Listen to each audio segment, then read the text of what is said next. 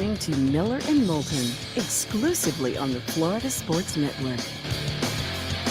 And now, here's Mark Miller and David Moulton. Top of the morning to you. How the heck are you, Miller and Moulton, on this Thursday? Thanks for being with us. Florida Sports Network, floridasportsnetwork.com. How you doing? Doing great. Feel good. Excited about the show. Excited about the week. We've got football this weekend. I'm jacked for week 0. You can poo-poo it all you want and tell me there's not meaningful games, and you're right. But you know what? It's better than preseason. Well, heck. And so you can poo-poo it all you want, but I'm excited for Northwestern and Nebraska. We've waited a long damn time for a football game that matters. Well, that is true. We've waited 200 days for something that counts in the standings. I mean, Mark, your car breaking down on the side of the road in a rainstorm and having to walk a couple of miles to get help is better than preseason. Man, it is just awful preseason. Awful. I think the league would be better off just doing what college football does. Honestly, don't even play. Just scrimmage, work things out with other teams, do it amongst yourself, whatever. We all know why they won't, but man, oh man, is it lousy. It's even worse in person. Yeah. By the way, I cannot believe, of all the quote unquote, and I use this term very loosely, sporting events, unquote, for you to get in your car and go 2.5 hours to preseason football. Well, I was there for the weekend. Oh, okay. Yeah. And so you got roped into it. I had a window and I needed something to do. Because he's 22 and you just can't sit on the couch and talk to someone. He's 22. He has a window and he decides, right, while in Miami, you know what I should do with my open window? Go to a preseason football game. But here's the thing. I left at halftime. I couldn't help myself. It was rough. It was that bad. It was bad. The safety. Teddy Two Gloves. Love to see him in a Dolphins jersey, by the way. It's so funny that just every area, they just love their own. All right. Minnesota was probably the most colloquial area that I ever lived in. If you were born in any inch of that state, all right, man, they love you. And it's good to see, Bridgewater, from Miami, got away, went to Louisville, the whole deal. And so now, they bring him back. Of course, they bring him back 12 years after high school, but that's all right. It's all right. They get him back. He's one of ours. That's a South Florida high school legend right there. See, I love all the areas of the country that are like that. And because of that, he's much better than what he really is. Well, he's one of ours.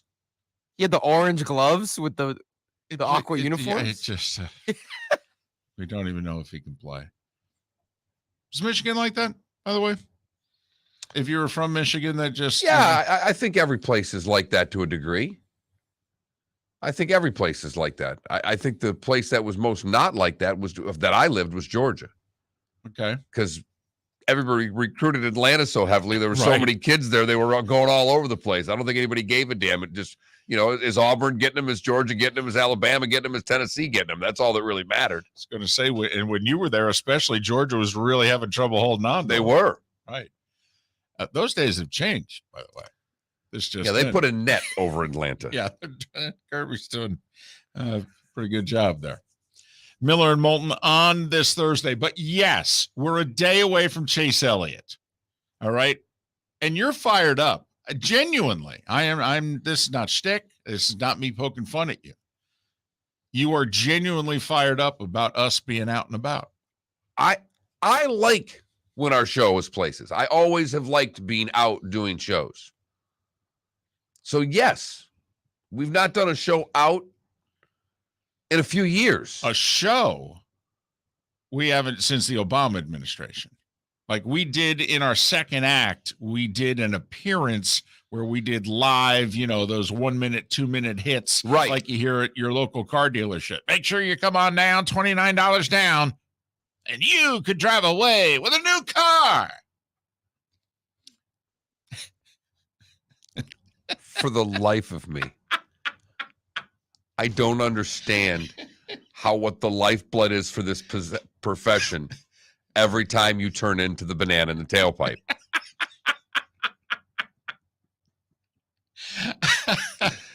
I'm just trying to feel better about how painful that night is. That's the night my football team ended up with 3 first-round picks, and all 3 suck. And I knew 2 of the 3 would suck when they were happening. That is the only time we've been out in public where I couldn't keep it together, was when the Giants drafted Daniel Jones. I just was like, come on. Well, you know what? It's been proven you're right. Yeah. Ever since. Yep. That nightmare's almost over, David. I mean, we try, when we're in studio, it's okay if we laugh at the other. We try really hard not to laugh at the other when we are out in public. Okay. Mark was laughing at me, damn near mocking me for how I was reacting to the Giants drafting Daniel Jones. It's always so rewarding when someone proves you right. No, I so wanted to be wrong. But yeah, so that's the last time we were even out for anything that could be remotely construed as an event.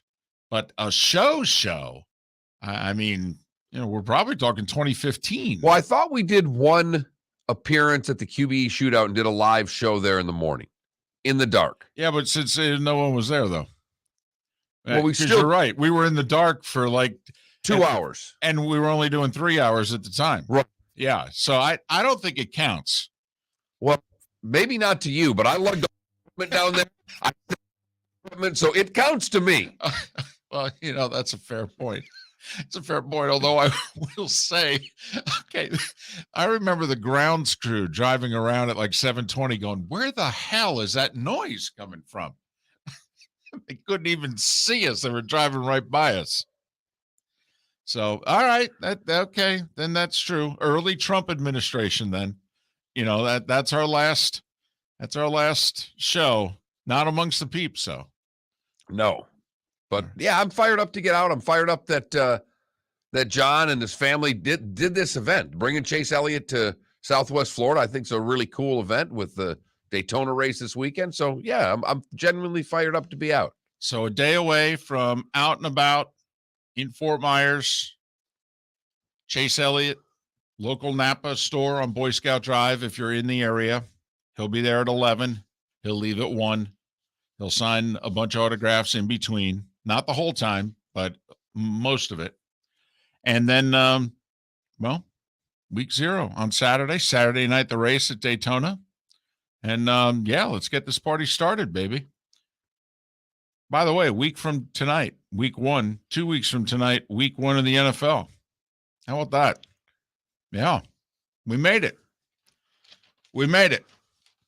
Y'all did it. Give yourselves a round of applause.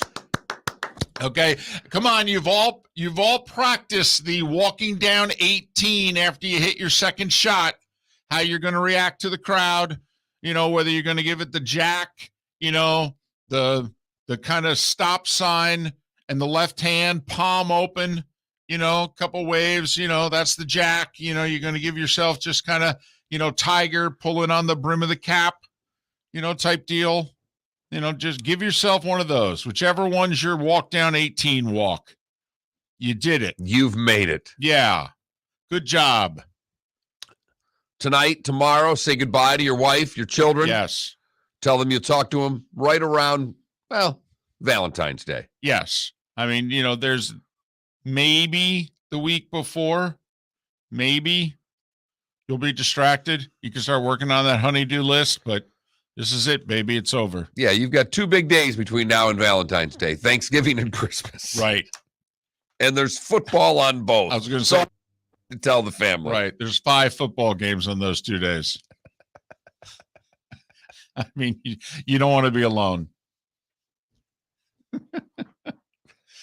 But it's such a long off season. I mean, you touched upon it. I mean, think about how quickly, like NBA training camps are a month away. Hockey training camps are weeks away.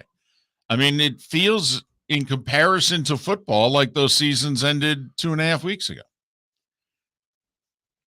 It's another reason why it works. I mean, it really does. It's the less is more philosophy. Remember all those years we were like yelling at the TV with the Masters?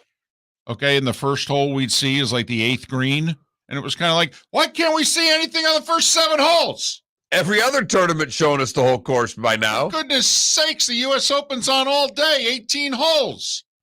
Could somebody show me what everybody talks about how hard 5 is? Could you show it to me? And as it is now, I mean, ESPN and CBS are begging them, come on, can we show more coverage? Nope. And they're like, you can do it on streaming. Okay. Amen's Corner, featured groups. Yeah, well, I guess we could do that. Streaming.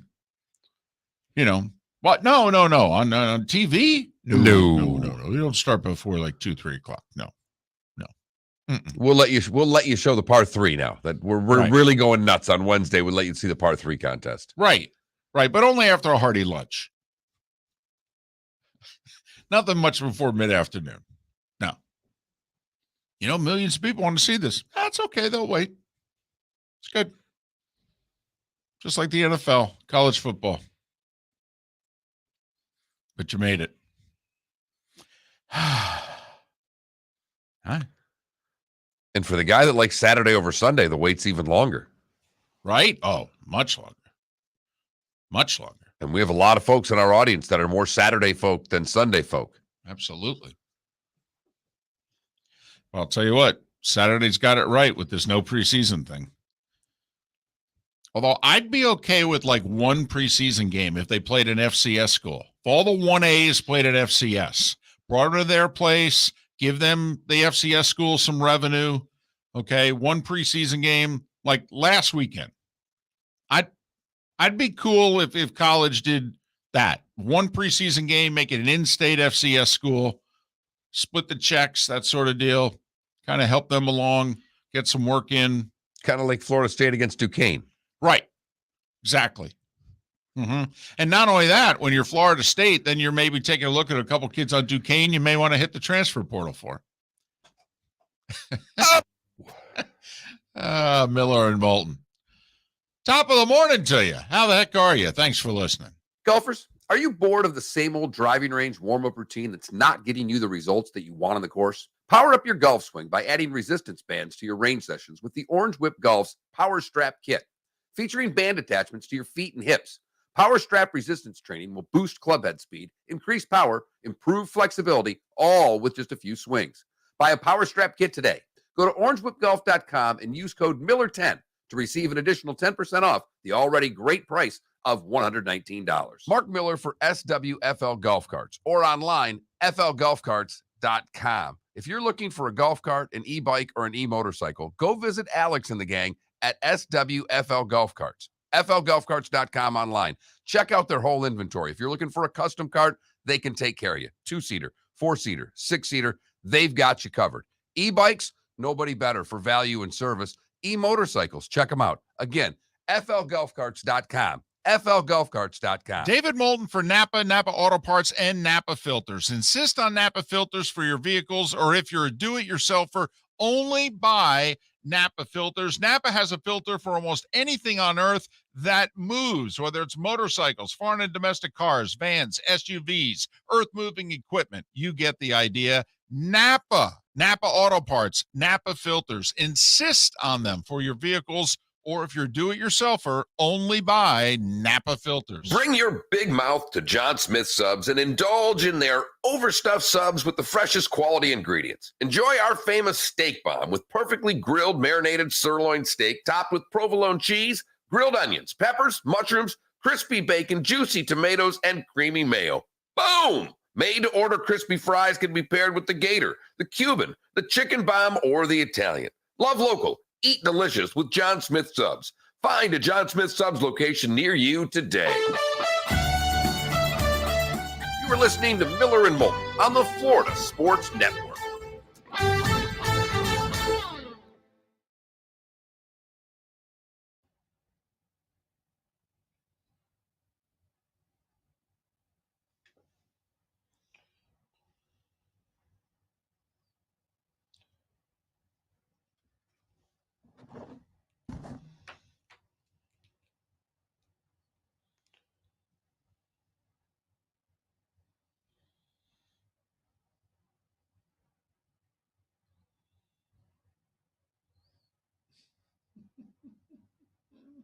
Yeah, he's got to get it. He knows it.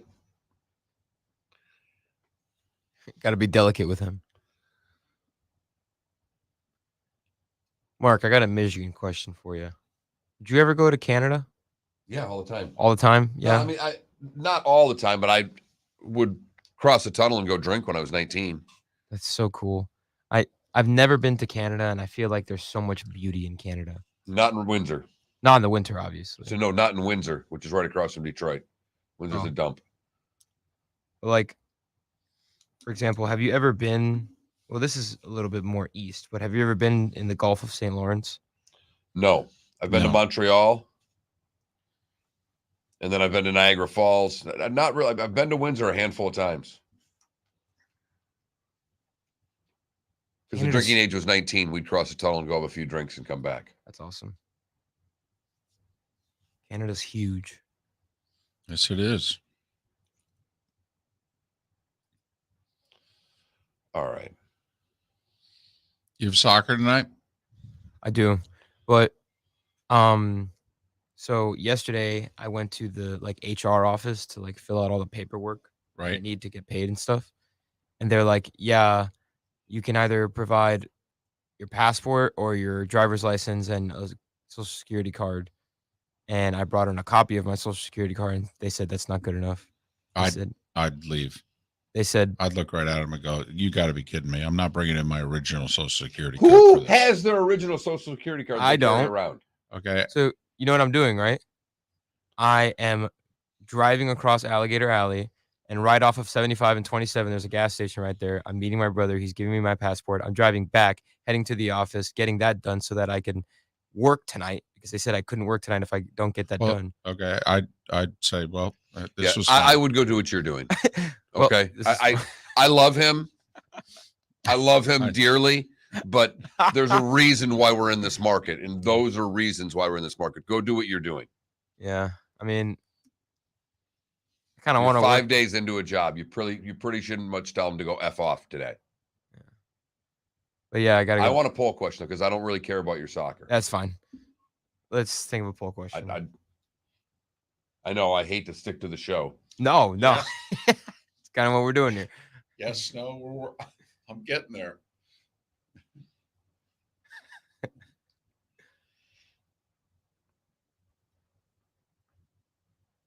Do you know that Andrew Jones is from Curaçao? Or Andrew Jones, Yeah. center fielder? He's from Curaçao.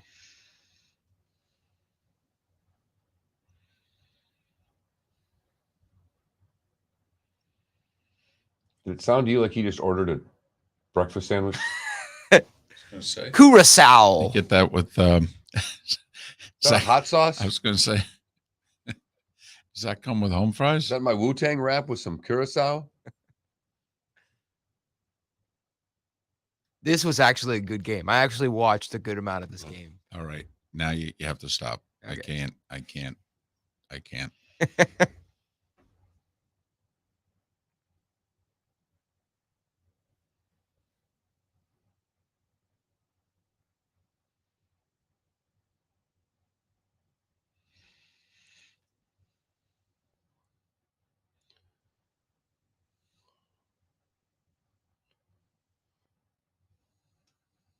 Was it your guy from the Mets that had it? Was it the Mets guy that had the home run in his first at bat?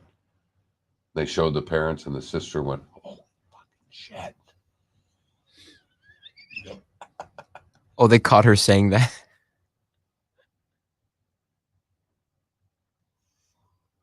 Yeah, there are new arguments. The Seminole tribe filed something else yesterday.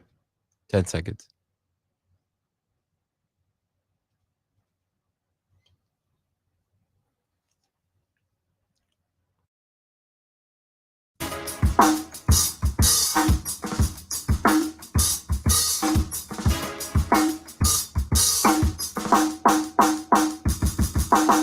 Welcome back to Miller and Moulton, only on the Florida Sports Network.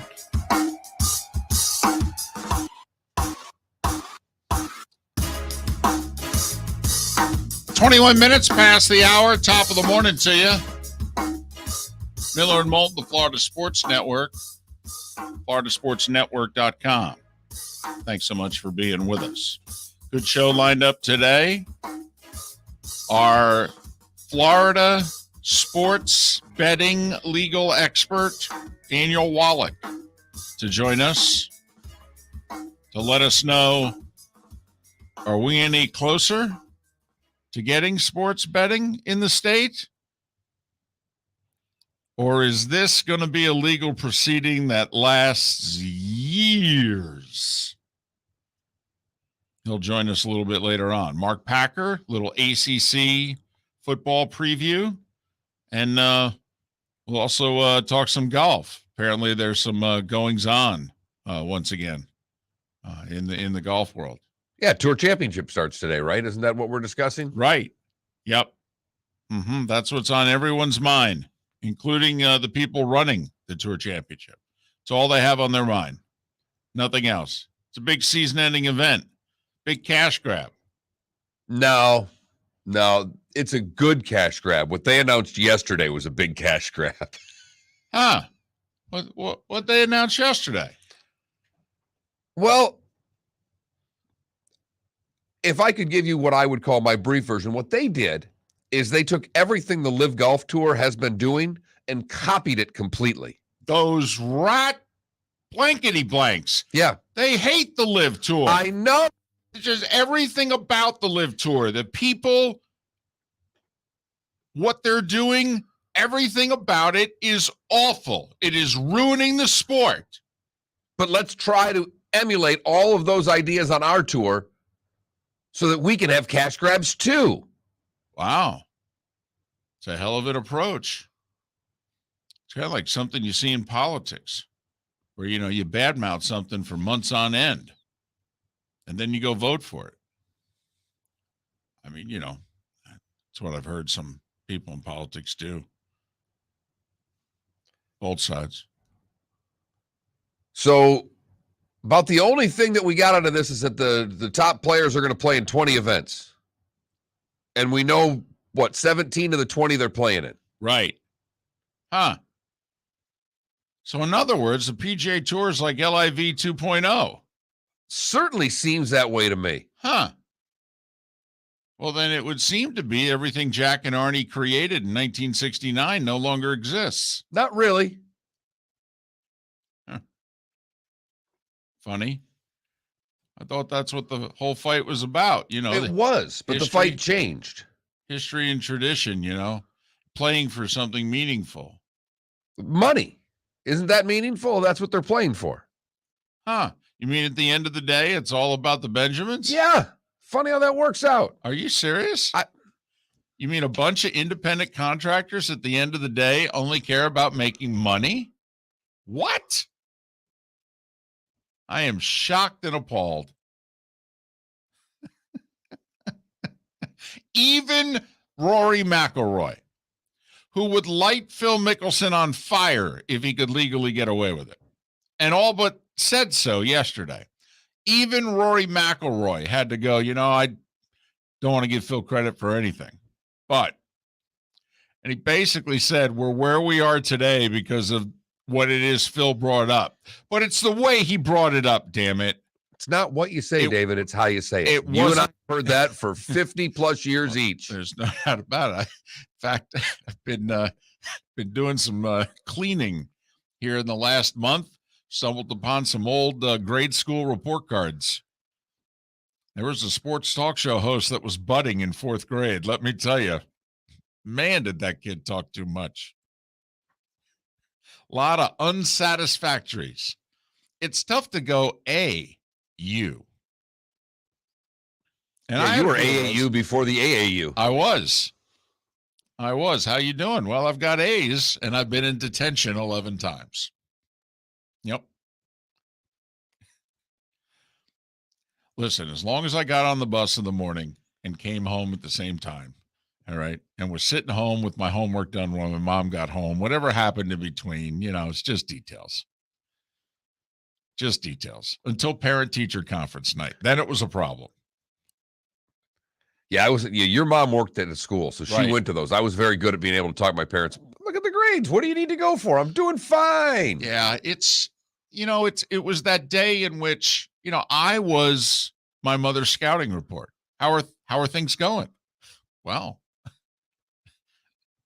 it's kind of like Fran Fraschilla to ESPN. He's their international scout. I mean, the guys asking the questions have no idea who those players are.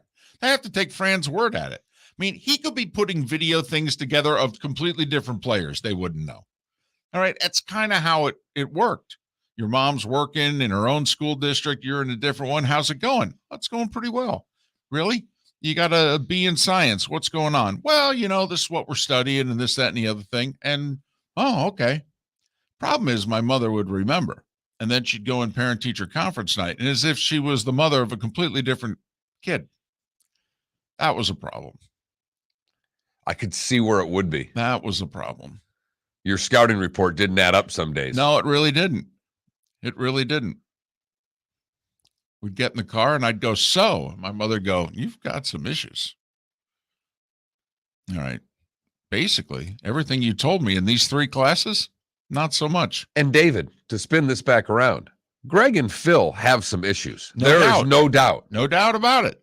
They're both arrogant blankety blanks, and they both can put their foot in their mouth. No question about it. Mm-hmm. But it looks like Monahan, Rory, and Tiger just copied a test. To Norman, this has to seem like deja vu all over again. This is his idea back in 93, which the PGA Tour said, you're a blankety blank. This is greedy. Oh, you are threatening the existence of the PGA Tour. Okay, there is no need for this. If you say something and do something like this again, we will kick you off the tour. You got it? Could you just leave that paperwork here, though, before you leave? Because we're going to copy that and call it the WGC. Going to make about 4 or 6 big money events. All right. And then in a generation or two, we're going to take those 4, 6 events and turn them into 20 events. Right. And those events that you came up with in 1993, yeah, they're even bigger for more money now. That's to combat the tour that you helped put together with a bunch of bigger, more money events. Right. Yeah, that's how we're going to combat that. By the way, the other 25 events on our tour, they suck. They literally are lesser events. Right. They're in a whole different category. The players that we don't think are any good, that nobody wants to see, they play in those tournaments. Good luck to those sponsors and television networks that have to televise those terrible tournaments. Man. If I were the LIV, I would be making sure all of my tournaments lined up against when the non-cash grabs on the PGA Tour are. Because you can beat them. Oh, yeah. You put a Live Tour event across from the 3M.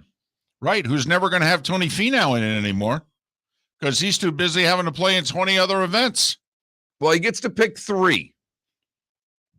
So he'll have to defend. Okay. Detroit, Minneapolis. Man. Going to watch guys tank on Sunday so I don't have to go back to some of these lesser tournaments, David.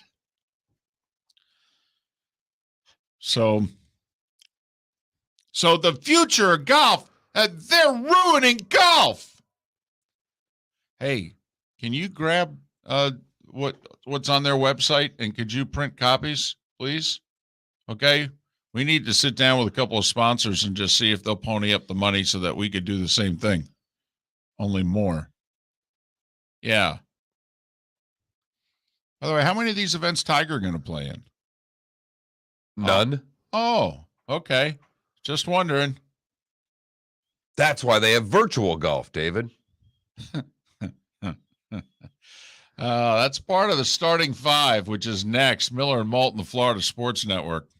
If you own 6 Southwest Florida Napa stores and were a big NASCAR fan, wouldn't you put the two together? How about bringing Chase Elliott to Fort Myers? Friday, August 26th, Chase Elliott will sign autographs at the Napa store on Boy Scout Drive in Fort Myers beginning at 11 a.m. The best way to get in line, stop by one of the 6 family-owned Napa Auto Parts stores. Stop by the Napa Auto Parts stores in Fort Myers, 1820 Boy Scout Drive, or 4175 Palm Beach Boulevard. You can go to Cape Coral at 1220 Vizcaya Boulevard, 532 Pine Island Road in North Fort Myers, 17284 San Carlos Boulevard in Fort Myers Beach, or in Punta Gorda at 1810 Tamiami Trail.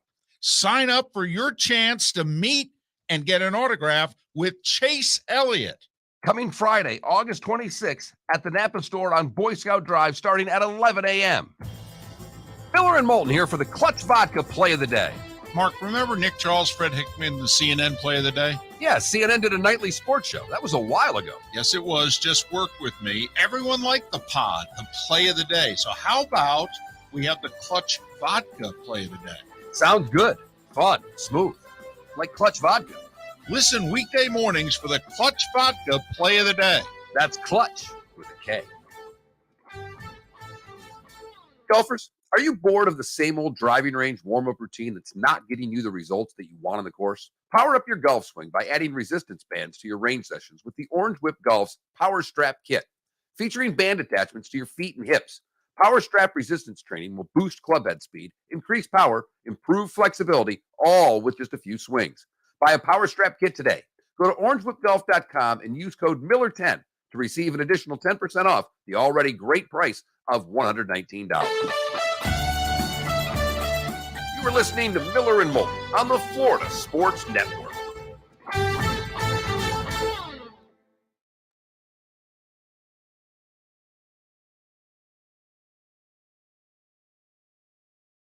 Oh, wow. Oh, wow. Wow. Let's hoping they'd show it again.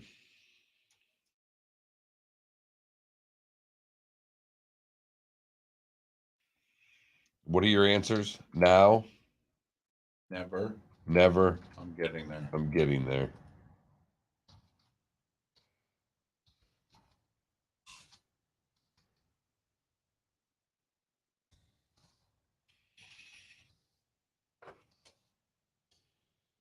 Yes, Juancho, I do think we'll get to interview Greg Norman again.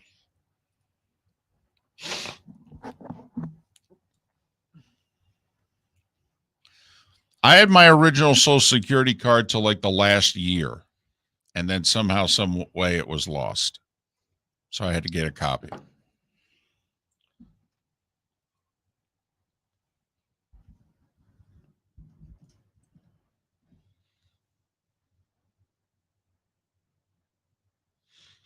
Did you see that super yacht sink? See the footage of that? Big boat in Italy, 129-foot boat. Oh, no. Yeah. Wow. Something wrong? Did they hit something? Something wrong Waves, with it? but didn't look that bad. But I mean, taking on waves, and it went down. Huh. 8 people had to get rescued. By the way, I'm probably going to say something that's going to offend some people here. But I watched Wolf of Wall Street finally.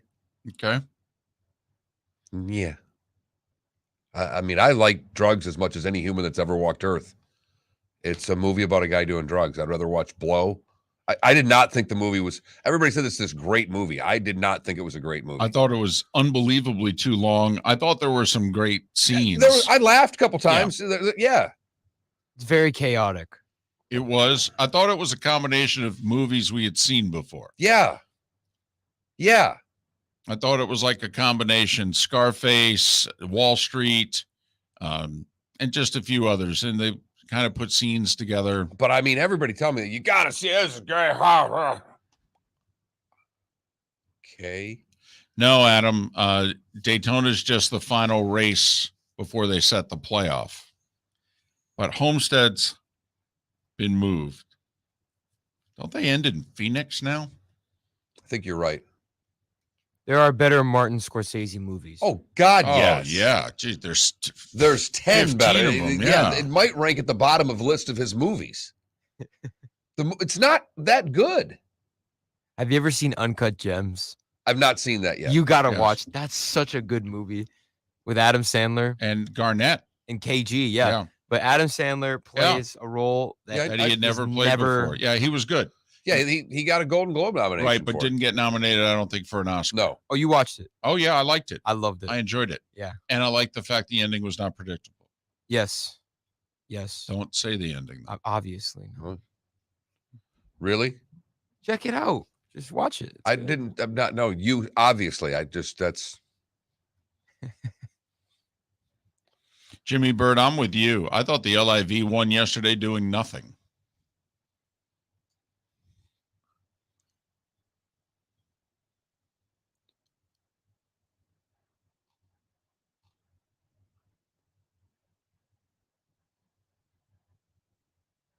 By the way, the other thing about, Tiger and Rory, who have both been held up as these, people of virtue and saving. No, actually, no. They've now taken over the PGA Tour, and they've done it very much for themselves.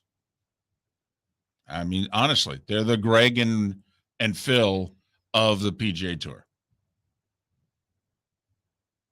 It's crazy. And then they branch off and do their own thing also, in which all Which the is money going to flop. all the money is going to go to them. You think so? Yeah. Okay. I have no idea. It's not in my realm, so I'll never watch. But I have no idea. I have no idea if that's the future or not.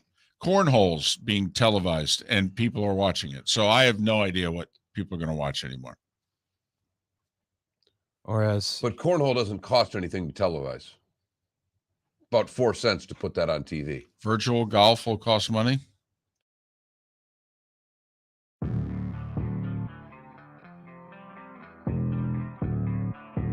Thanks for listening. And now, more of Miller and Moulton on the Florida Sports Network.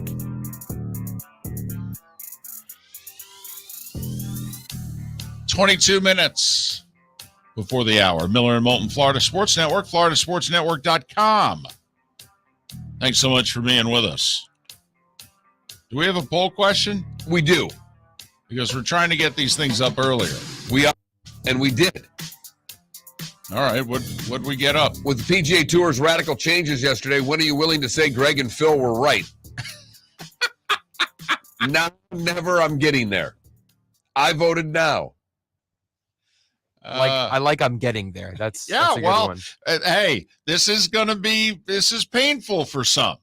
You wait to see in the next few days how painful it's going to be for some in the golfing media to go, upon further review, either the blankety blanks that I've been blankety blanking for the last 8 months are not that bad, or man, these people of virtue that I've been holding up, maybe not so much. And if anybody who's ever written anything good about Jay Monahan, I mean, that's just embarrassing. Honestly, I would have quit yesterday as commissioner of the PGA Tour. I really would have. I would have quit. I would have been like, have you not been hearing the press conferences that we've been doing for the last 6 months? This is our plan? Are you serious? This is their plan. Only with the names of our tournaments on it. I mean, I can't go for you. Expect me to hold a press conference? This is what you guys came up with in that meeting? Thank God you didn't invite me to the meeting. I would have laughed you guys out of the room. I'm not going to represent. This is your plan? You go to the press conference then. I'm not doing it. Hell with that. Well, this is the first time that Monahan's worked for the players as opposed to the other way around. I will tell you that, David. Time now for The Starting Five.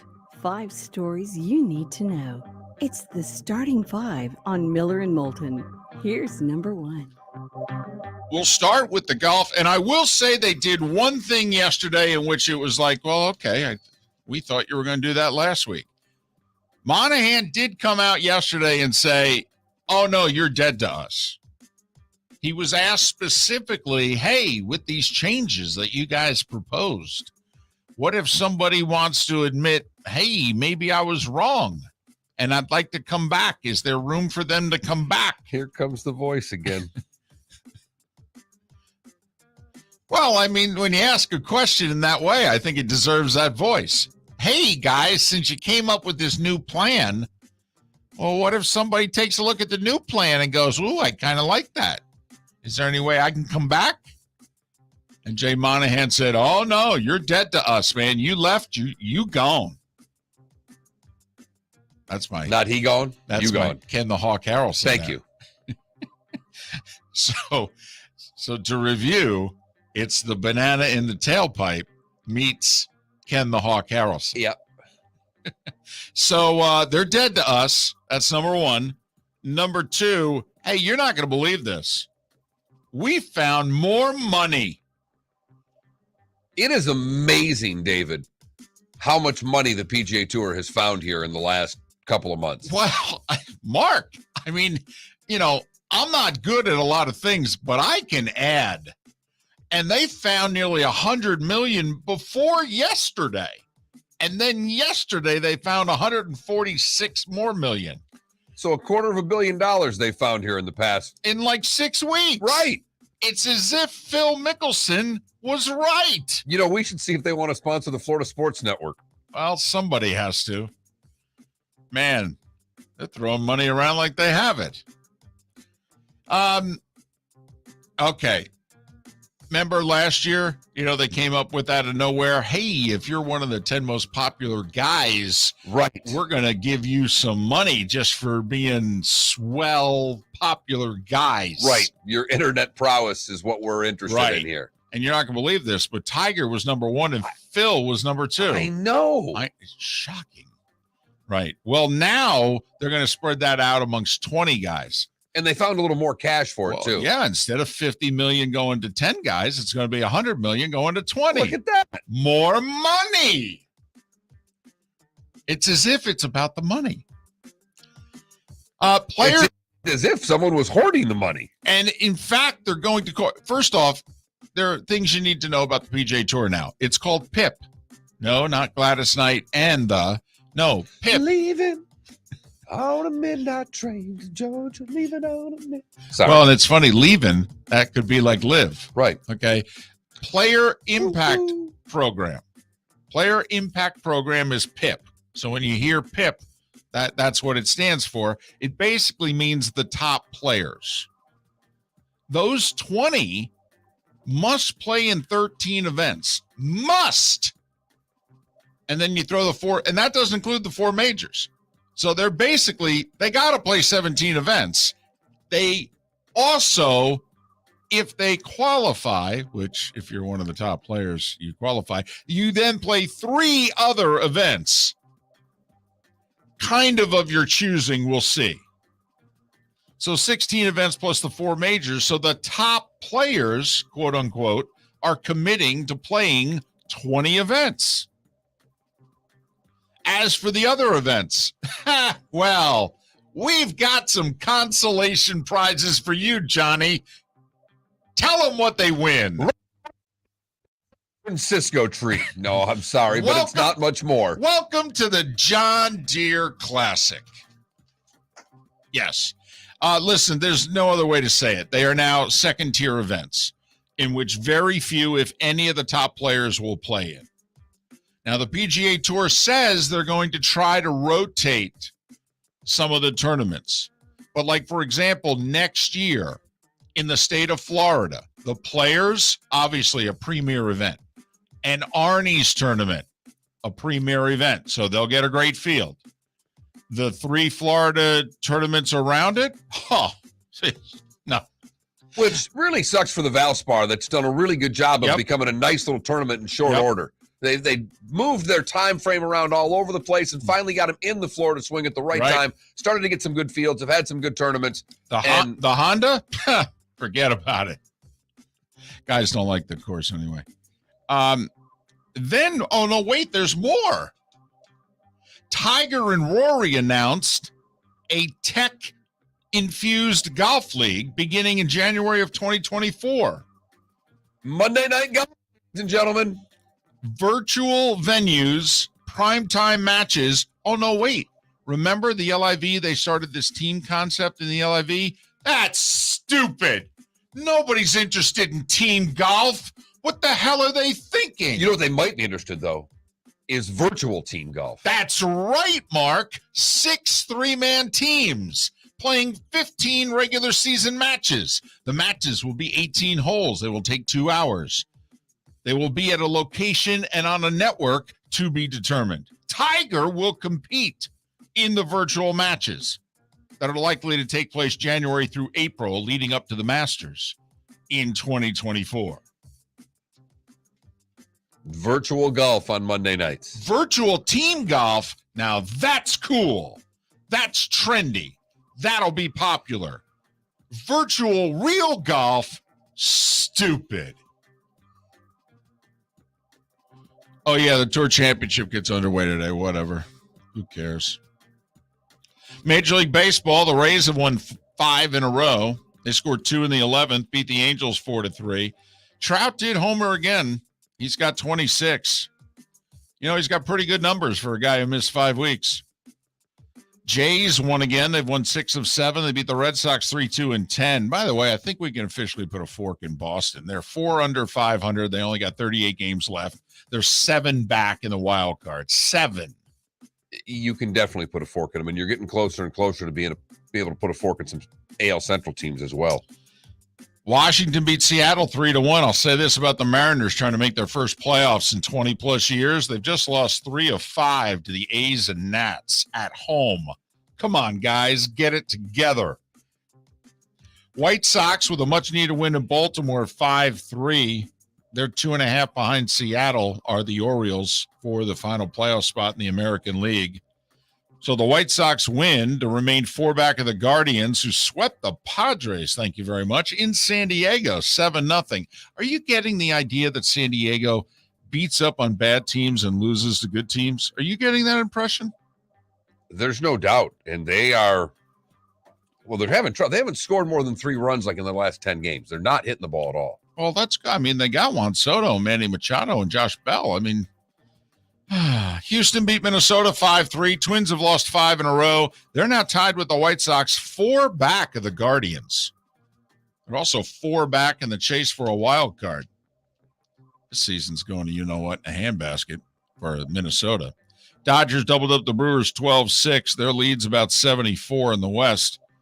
Brewers remain a game and a half back of the Padres for the final playoff spot in the National League. Cardinals lost to the Cubs 7-1, so their lead remains 5.5 in the Central. Hey, this just in, the Braves are pretty good. They beat Pittsburgh 14-2, and they've won 14 of the last 16. They're a game and a half back of the Mets, 2 in the loss column. Phillies beat the Reds 7-5, and Bryce Harper had another big day in his AAA rehab. He's tearing it up in AAA so much that a week-long stay, it might last one more day.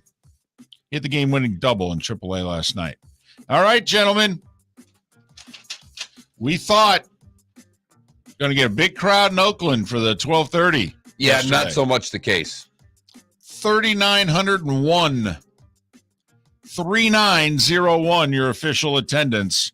So they played 3 games in Oakland and did not draw more than 4,100 for any game. Did they get to 10 grand for, they barely got, they were like 10-7. 10-6, 10-7, okay. 10-7 for the 3-game series. Wow.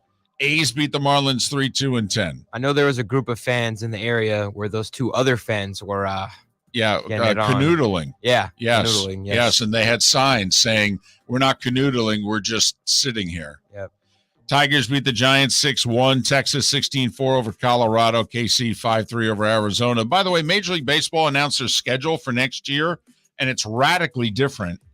You know, the whole 19 division games, that's down to 13, and everybody's going to play everybody. Good. Really? You like that? Yes. I don't. I'd much rather see division games. But, so 13 division games. 19 division games is a bit much. Okay, fair enough. And so everybody gets paired against a common opponent. It's kind of like the crossovers in college football. So like Yankees, Mets, Angels, Dodgers, and what have you. And it'll be Marlins, Rays. And they'll play 4 games interleague against each other, 2-2. But otherwise, everybody will play a home-and-home 3-game series with everybody in baseball.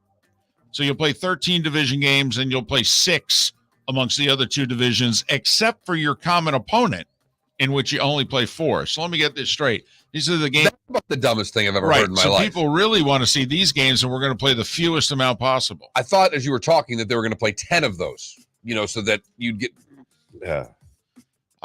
So there you have it.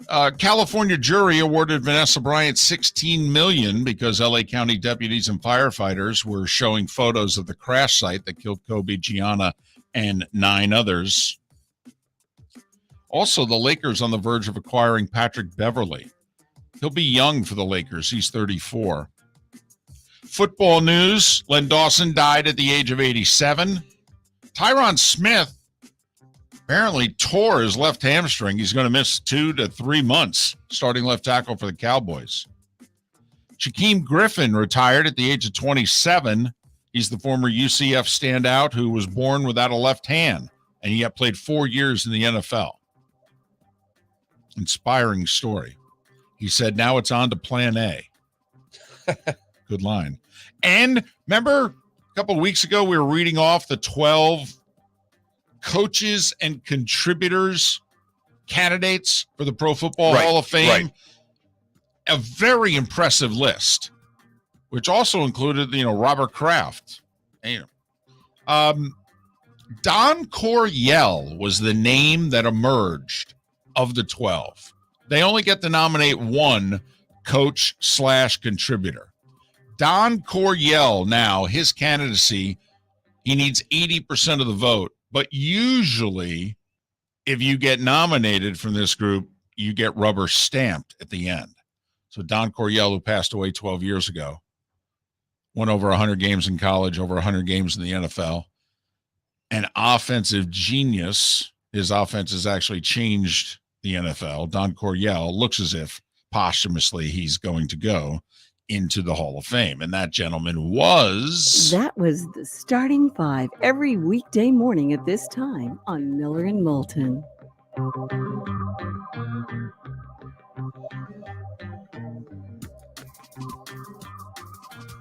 So there you have it, Miller and Moulton.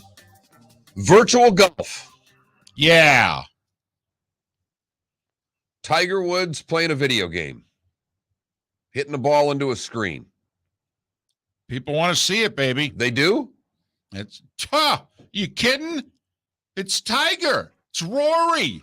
Oh, skip Rory. It's Tiger. This will be fascinating to see where it ends up and if anyone watches. Miller and Moulton, we thank you for listening right here on the Florida Sports Network. If you own 6 Southwest Florida Napa stores and were a big NASCAR fan, wouldn't you put the two together? How about bringing Chase Elliott to Fort Myers? Friday, August 26th, Chase Elliott will sign autographs at the Napa store on Boy Scout Drive in Fort Myers beginning at 11 a.m. The best way to get in line, stop by one of the 6 family-owned Napa Auto Parts stores. Stop by the Napa Auto Parts stores in Fort Myers, 1820 Boy Scout Drive, or 4175 Palm Beach Boulevard. You can go to Cape Coral at 1220 Vizcaya Boulevard, 532 Pine Island Road in North Fort Myers, 17284 San Carlos Boulevard in Fort Myers Beach, or in Punta Gorda at 1810 Tamiami Trail. Sign up for your chance to meet and get an autograph with Chase Elliott. Coming Friday, August 26th at the Napa store on Boy Scout Drive starting at 11 a.m. Bring your big mouth to John Smith Subs and indulge in their overstuffed subs with the freshest quality ingredients. Enjoy our famous steak bomb with perfectly grilled marinated sirloin steak topped with provolone cheese, grilled onions, peppers, mushrooms, crispy bacon, juicy tomatoes, and creamy mayo. Boom! Made-to-order crispy fries can be paired with the Gator, the Cuban, the chicken bomb, or the Italian. Love local. Eat delicious with John Smith Subs. Find a John Smith Subs location near you today. Golfers, are you bored of the same old driving range warm-up routine that's not getting you the results that you want on the course? Power up your golf swing by adding resistance bands to your range sessions with the Orange Whip Golf's Power Strap Kit. Featuring band attachments to your feet and hips, Power Strap resistance training will boost clubhead speed, increase power, improve flexibility, all with just a few swings. Buy a Power Strap Kit today. Go to orangewhipgolf.com and use code Miller10 to receive an additional 10% off the already great price of $119. Miller and Moulton here for the Clutch Vodka Play of the Day. Mark, remember Nick Charles, Fred Hickman, the CNN play of the day? Yeah, CNN did a nightly sports show. That was a while ago. Yes, it was. Just work with me. Everyone liked the pod, the play of the day. So how about we have the Clutch Vodka play of the day? Sounds good. Fun. Smooth. Like Clutch Vodka. Listen weekday mornings for the Clutch Vodka play of the day. That's Clutch with a K. Mark Miller for SWFL Golf Carts or online, flgolfcarts.com. If you're looking for a golf cart, an e-bike, or an e-motorcycle, go visit Alex and the gang at SWFL Golf Carts. flgolfcarts.com online. Check out their whole inventory. If you're looking for a custom cart, they can take care of you. 2-seater, 4-seater, 6-seater, they've got you covered. E-bikes, nobody better for value and service. E-motorcycles, check them out. Again, flgolfcarts.com. flgolfcarts.com. You were listening to Miller and Moulton on the Florida Sports Network.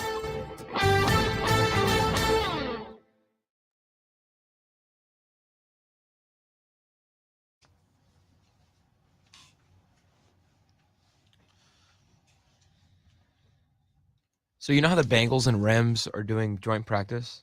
Is that common or for the Super Bowl matchup? It usually has to do with, I'm guessing they're playing a preseason game against one another in a day or two. Right. So they get together early. They do 2 big scrimmages, and each coaching staff talks about what it is they want to accomplish. Hey, we want to run 15 plays of this. Okay, we want to do this. So they coordinate it, and they do it for 2 days. And then none of those guys play in the preseason game. God. Okay. What you're telling me is going to training camp is better than the preseason. Well, nowadays it is. Yeah. I mean, that's how they're doing it. Yeah.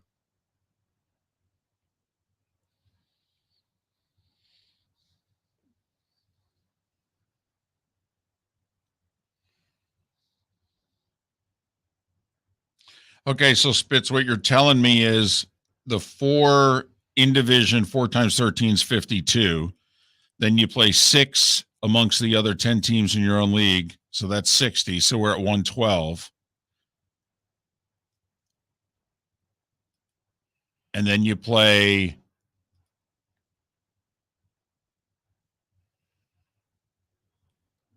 14 times 3, which is 42. So that gets me to 154. And then you play a 4-game series against the one team. To me, that adds up, unless my math's wrong, that only adds up to 158.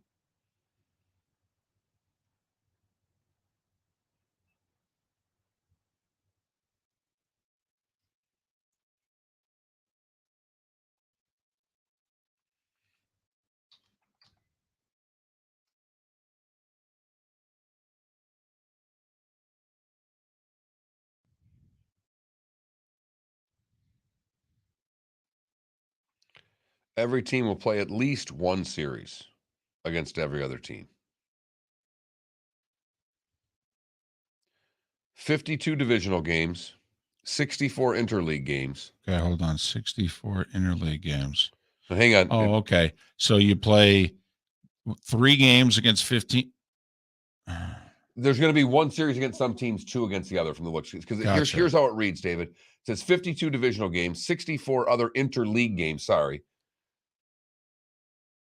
46 interleague games, and then we'll play a 4-game home and home against their geographic rival, plus 1 3-game series Okay. So against the other 14 teams in the league. So you play.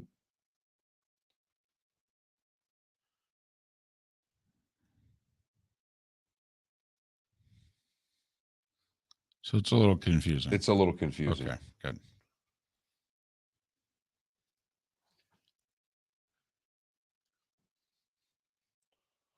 KW, it's got to be barbecue.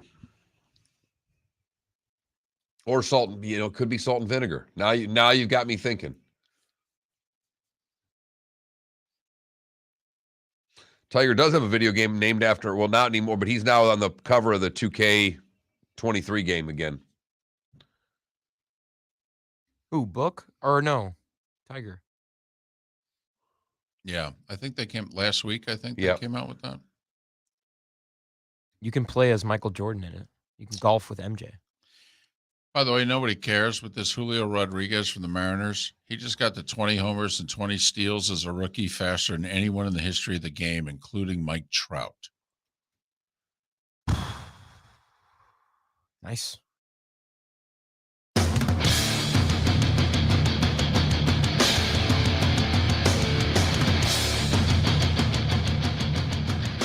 You are listening to Miller and Moulton, exclusively on the Florida Sports Network. Now, here's Mark Miller and David Moulton. Hour number 2 of Miller and Moulton on this Thursday. Oh, the magic numbers. They are so small. A day away from Chase Elliott, making an appearance in Southwest Florida at a Napa Auto Parts store on Boy Scout Drive in Fort Myers. And because of it, with Daytona Saturday night, we got the fever. And we'll be broadcasting live tomorrow morning, out and about. So come on out to see us. We'll both probably have collared shirts on. It'll be a big deal. I mean, heck, one of us might even wear pants. That's going to be you then, I take it. Right. I said one of us. Right. I know what you're wearing. I might not wear any. Hoo-ah. 2 days away from week 0, baby. Nebraska Northwestern to start the day. Vandy and Hawaii to end it. In between, racing at Daytona. So you know the Vandy Hawaii games on CBS Sports Network. That could be a good network to learn about, because a year from now, all right, when CBS is going to have a handful of days where they're airing a Big Ten game at noon and then an SEC game at 3:30, that might be the network when the Big Ten game runs long, that either the Big Ten game gets moved to or the SEC game starts on. I'll be fascinated because that's where they've got Mountain West games right now. I mean, You're going to be fascinated. Oh, my goodness, am I going to be fascinated? I'm going to be at one of them.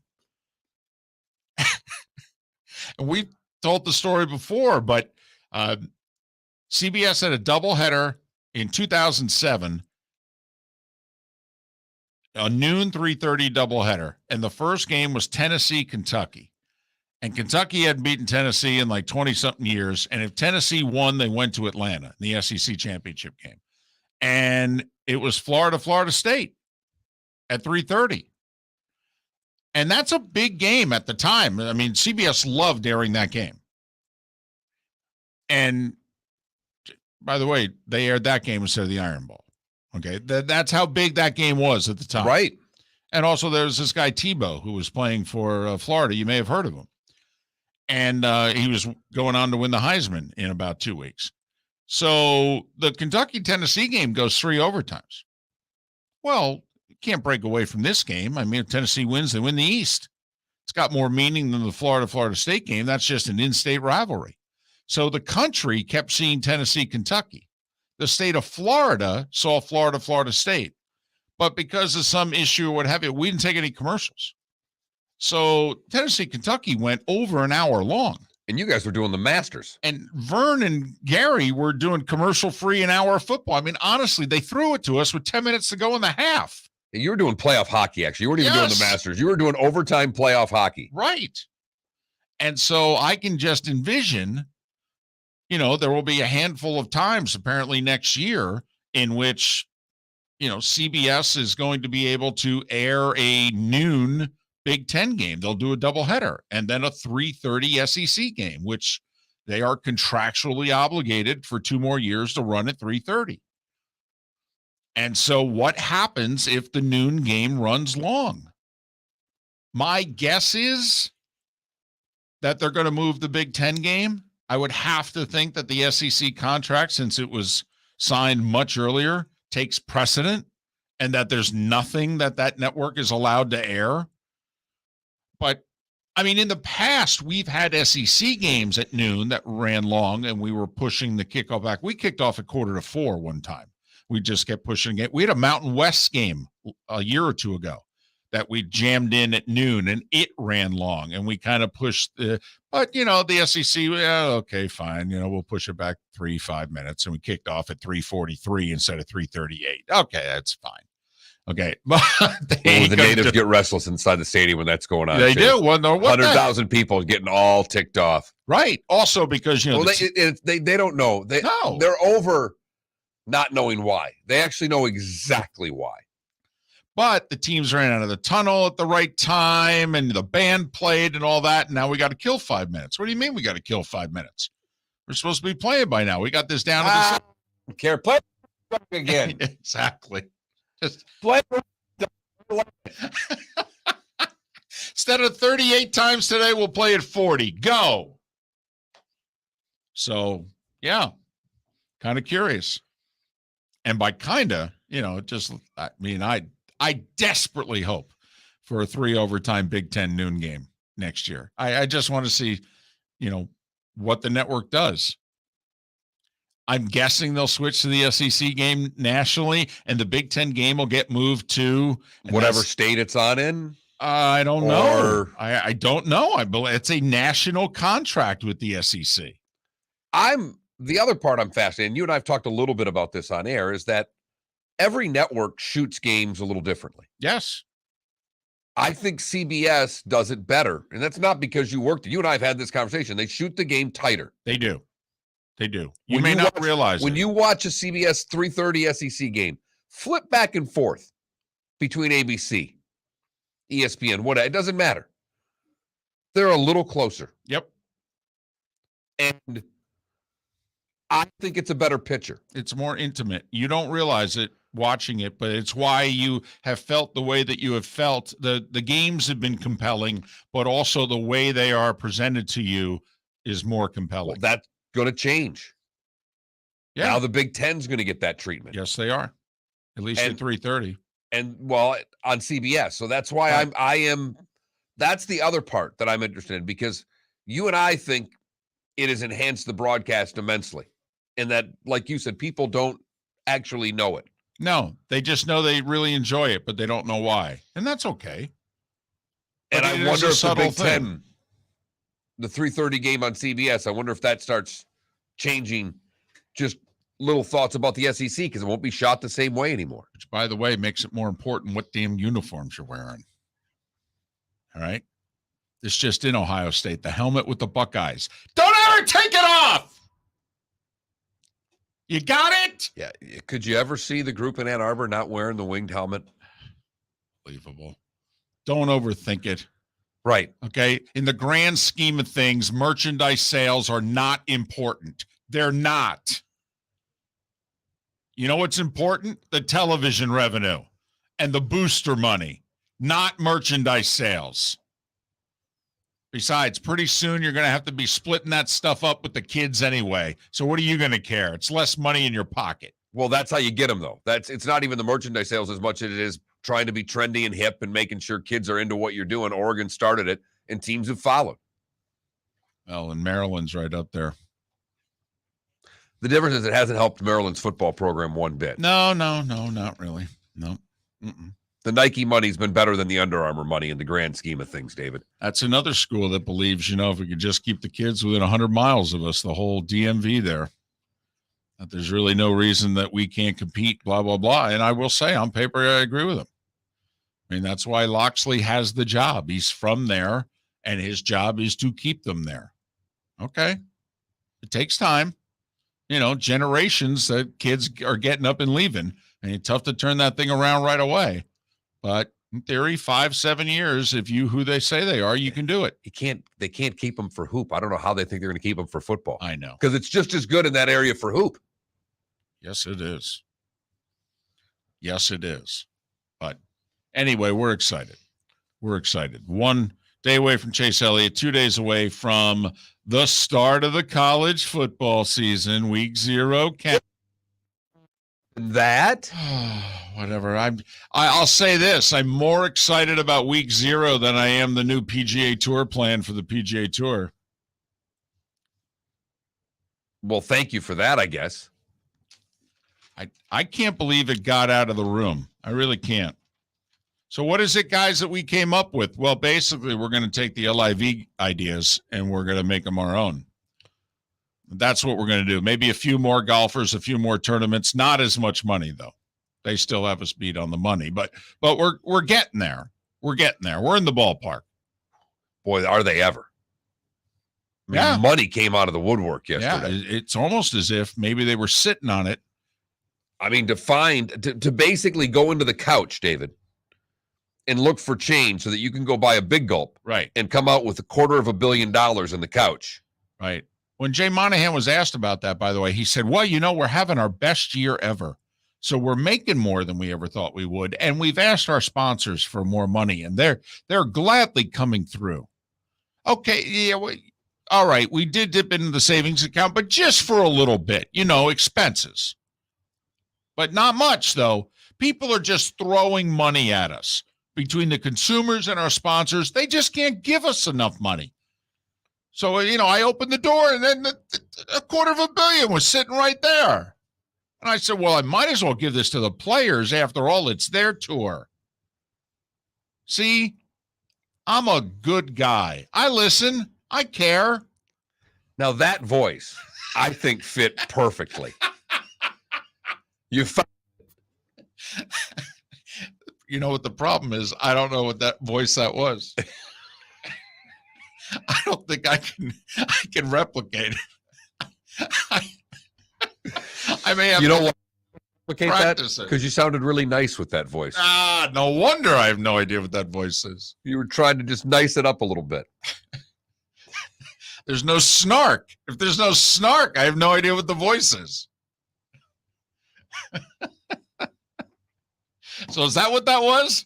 That was nice. You were trying to be nice. That was nice, Jay Monahan. Is Yep. that it? That's at least how I took it, and I loved it. Man, Felipe, you're gonna have to cue that up during the break. I'm gonna have to listen to it a couple times.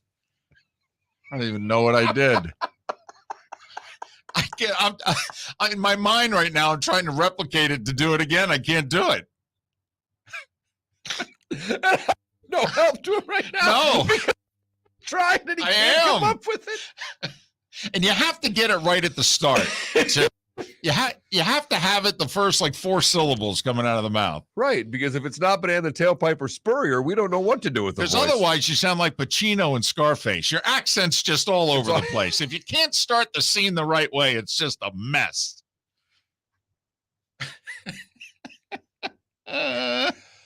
All right, let me just give out some phone numbers. That's about all I've got right now. The text line, 21,000. If you never text before, you need the keyword FSN radio. Vote on the poll question. That Mark Miller, the David Moulton, FL Sports Network on Twitter, or FloridaSportsNetwork.com.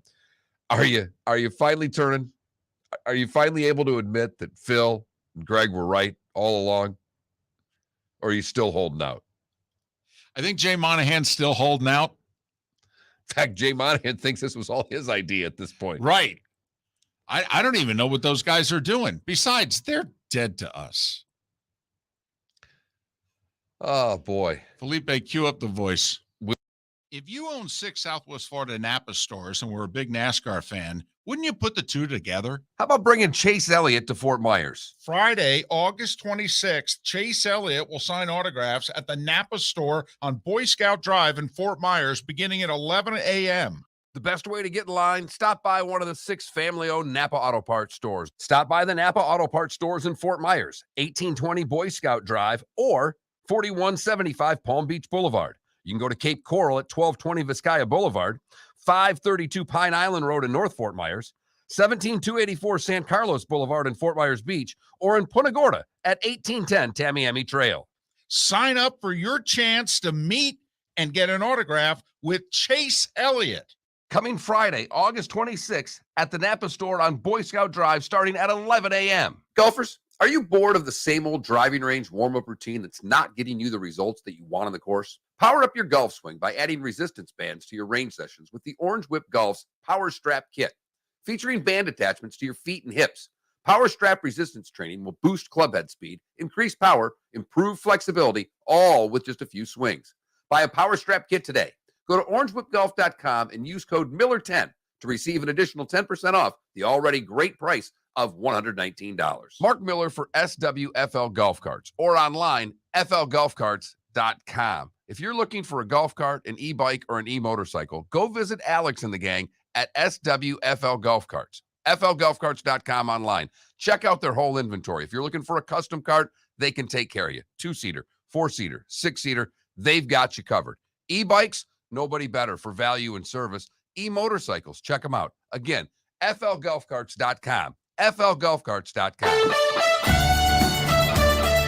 You were listening to Miller and Moulton on the Florida Sports Network.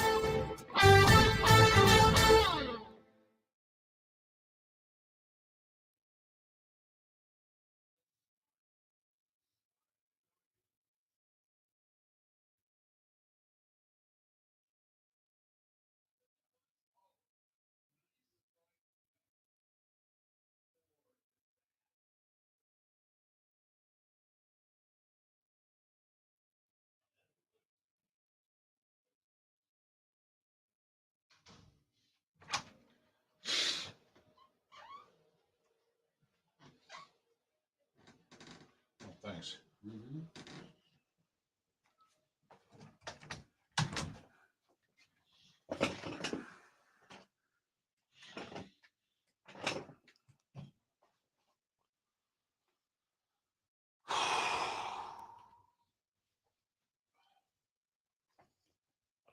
I mean, I'm telling you, yesterday I had nothing to do. I just had to played golf, pick Maddie up, and I'm like, where are we going to go? What? Oh, I don't have anything. I text Eve with, what do you want for dinner? She's like, don't you remember I have a meeting? And I'm like, no, I didn't remember that at all. I'm like, that's great. Took Maddie to Five Guys. $30 for the two of us to have Five Guys. She did get a milkshake. $30 for Five Guys. It? Yeah, they have good milkshakes there. No. I'm at Five Guys. She loves it. Oh, okay. It was her call. She was in the mood for a burger. When she wants a burger, she wants Five Guys. Great.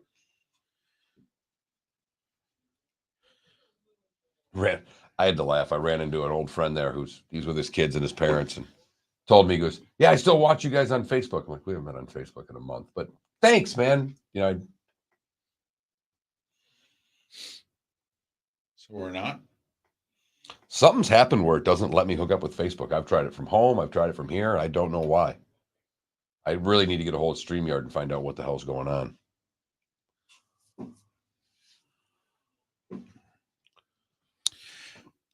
Bray, I don't think so. I didn't see that yesterday where guys who miss the cut get a stipend. Did you see that? I didn't read it that way. It was all about guaranteed money. Now, but I didn't see it that way. CBW, you're saying everybody's getting $5,000? Well, that's about time.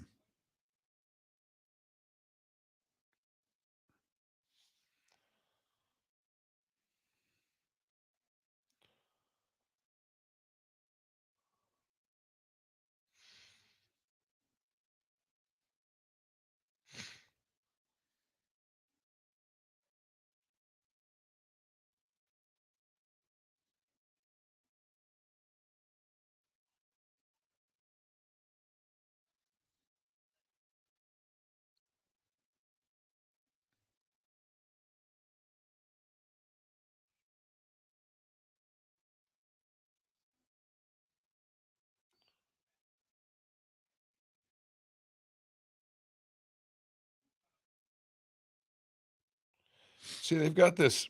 Lastly, the tour is launching the Earnings Assurance Program, which guarantees a league minimum of $500,000 for fully exempt Corn Ferry Tour members and above.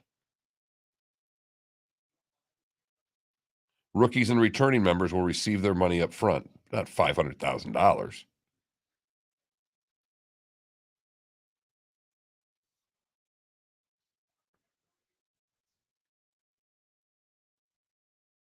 Okay. I didn't see it. Thanks, CBW.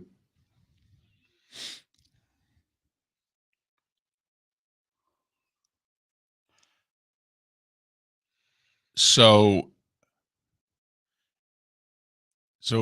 if you're an exempt player, you don't get the money, but if you're a non-exempt player, you do?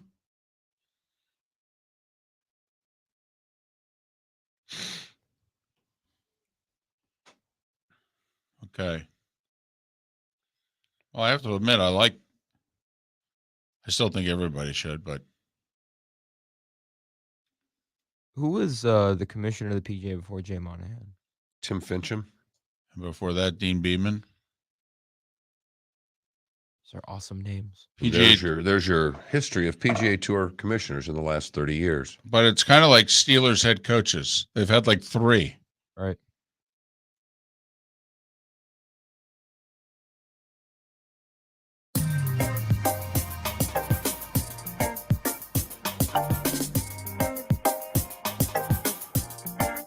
Welcome back to Miller and Moulton, only on the Florida Sports Network.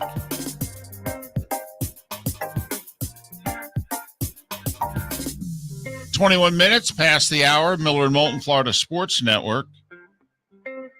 FloridaSportsNetwork.com. Thanks so much for being with us. A lot of golf news out there. Football on the horizon. Baseball with actually a couple of significant things they announced yesterday. They're radically changing their schedule. Less division games. You'll get to play everybody during the course of a season. I don't think you get to see everybody, though. You don't get to see everybody. You get one series with everyone. So it's not as if, like, Mike Trout's coming to your ballpark every year. It is if you're in the American League, but that's the way it's been anyway. You'll actually get a bit more of it. And you get more of interleague. Right.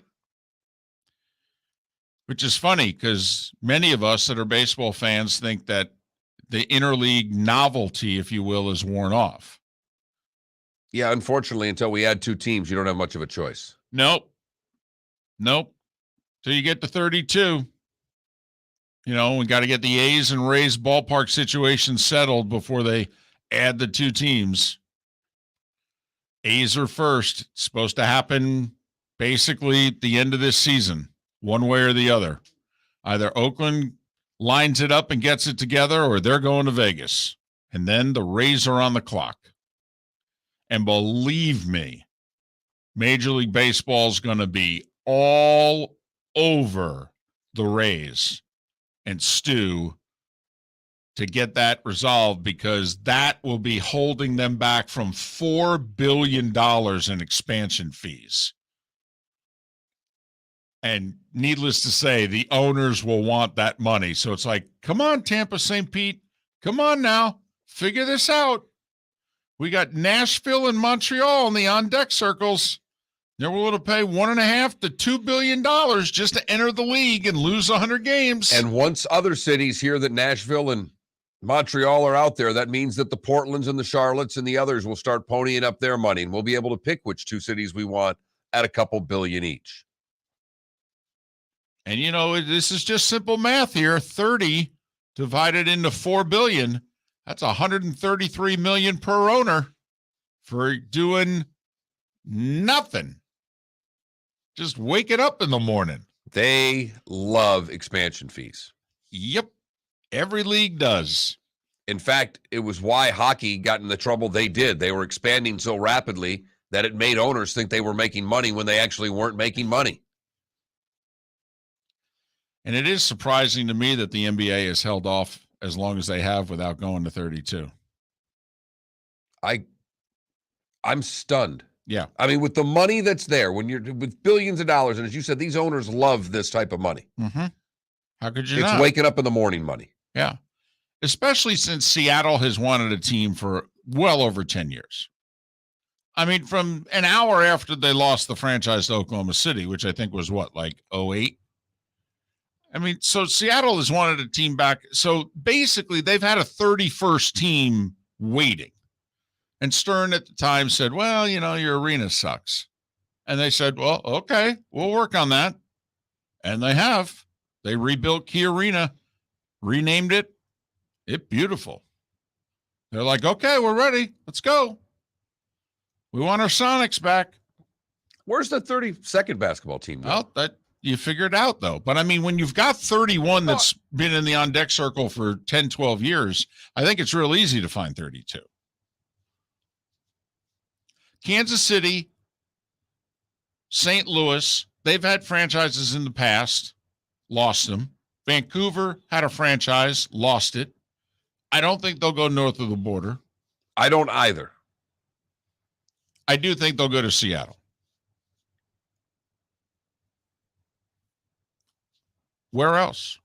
I mean, we think there are markets that are missing out. There are a couple of hockey markets that exist that you and I have always wanted to cancel and move them elsewhere. We think we have baseball areas where we could add a team and it would work. Seattle, we're convinced, would work. Yeah, I don't know where the next NBA franchise. San Diego had one for a while. I know it moved to LA, but now they don't have the Chargers. Would San Diego be a viable option? Would it be a major city that you could add a franchise to? See, LA already has 2.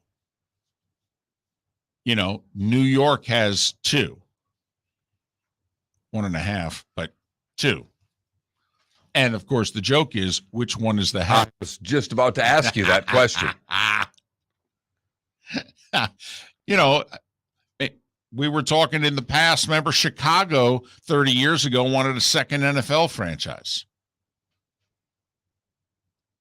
Now, I don't think that would happen. No, I don't either. But you start to think about the major, area, like when the Raptors had to play the pandemic year in Tampa, there were people around the league that were wondering, well, they're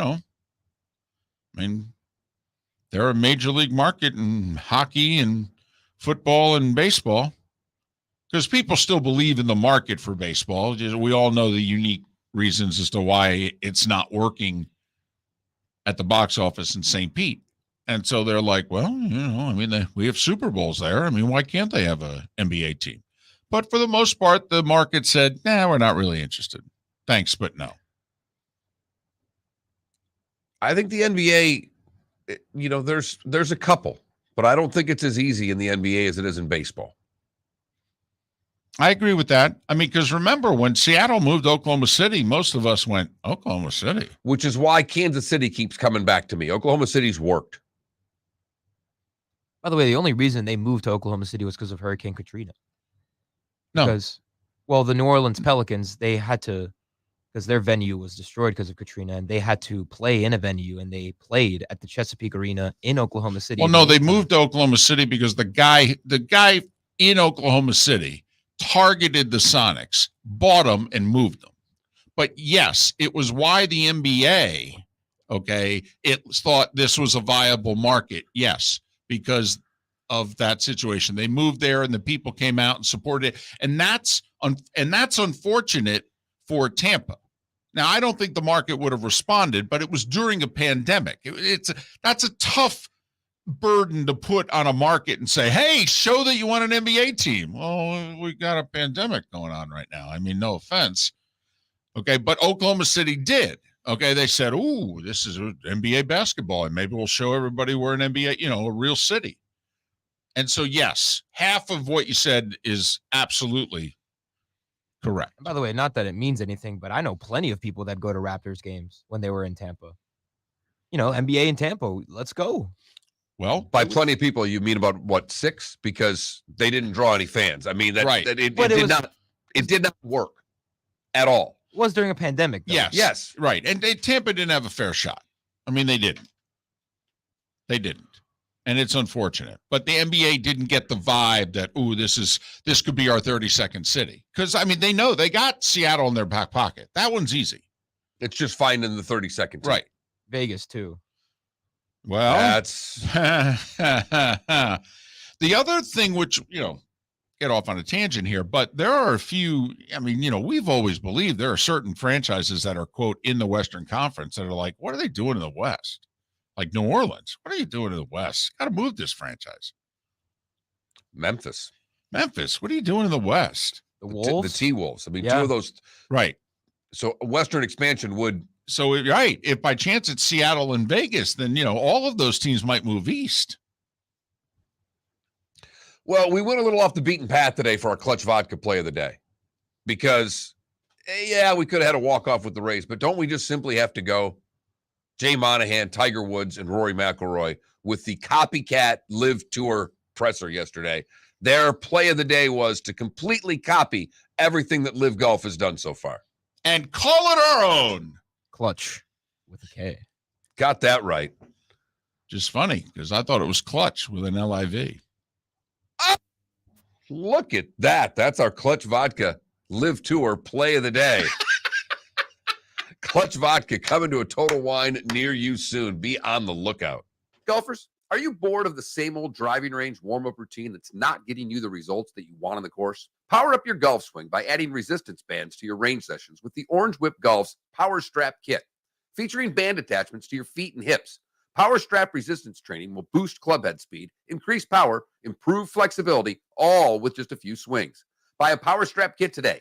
Go to orangewhipgolf.com and use code Miller10 to receive an additional 10% off the already great price of $119. Mark Miller for SWFL Golf Carts or online, flgolfcarts.com. If you're looking for a golf cart, an e-bike, or an e-motorcycle, go visit Alex and the gang at SWFL Golf Carts. flgolfcarts.com online.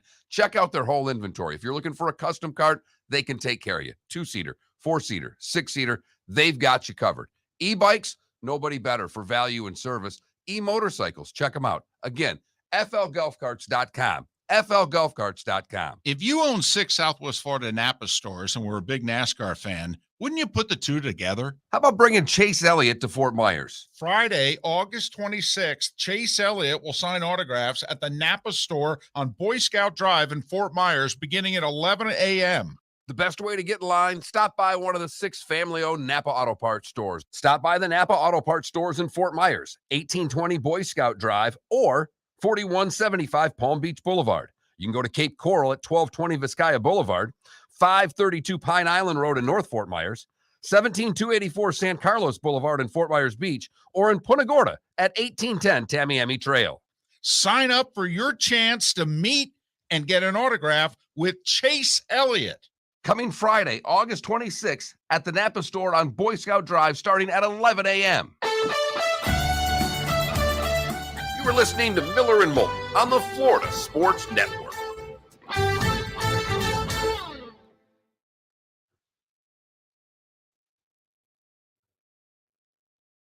Do this next. I knew this guy was going to be injury prone. Yeah.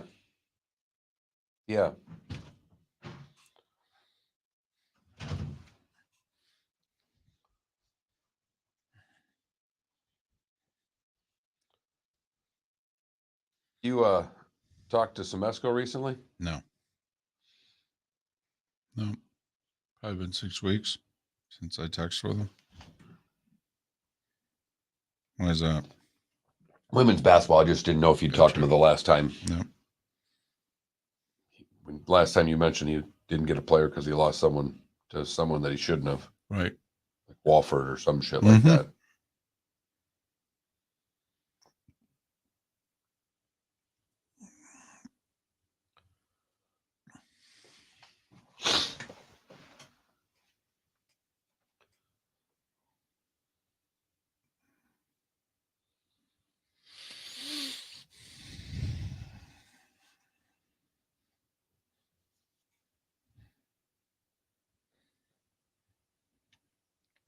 KW, I've been to Cheddar's once.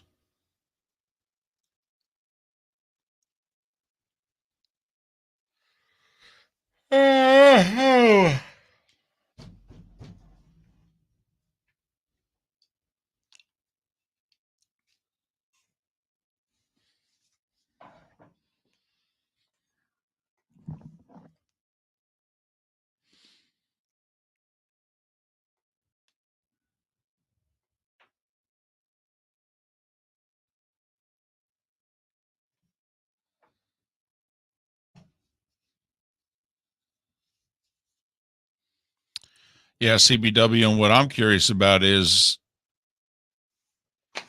what the PGA Tour done in the last 24 hours going to get some of those 7 to change their mind, or have those 7 already signed and those contracts are in the drawer?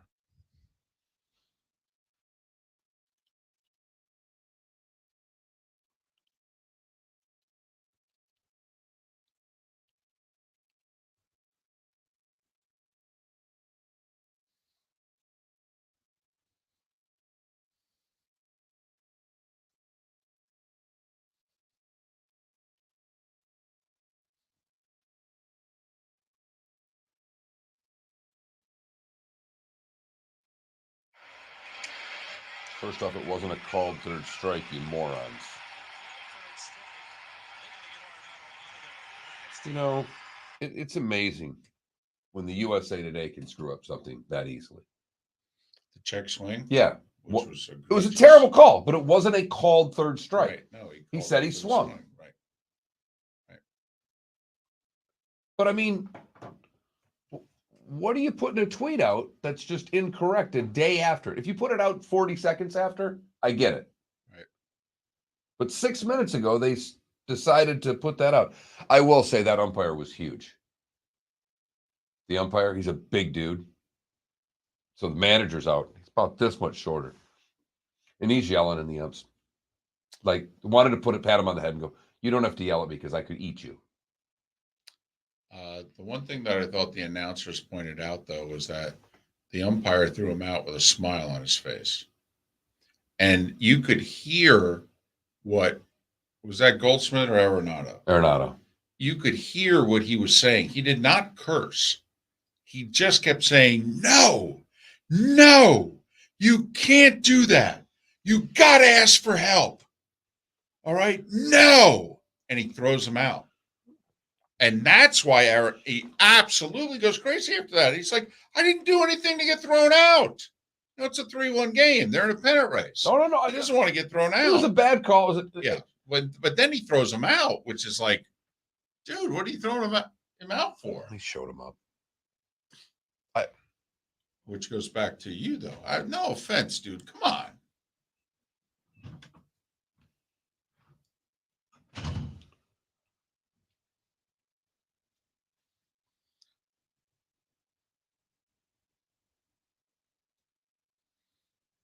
Yeah, that was old school right there. Throw from deep right field. No cutoff. I'll just make it myself. Try to get around that.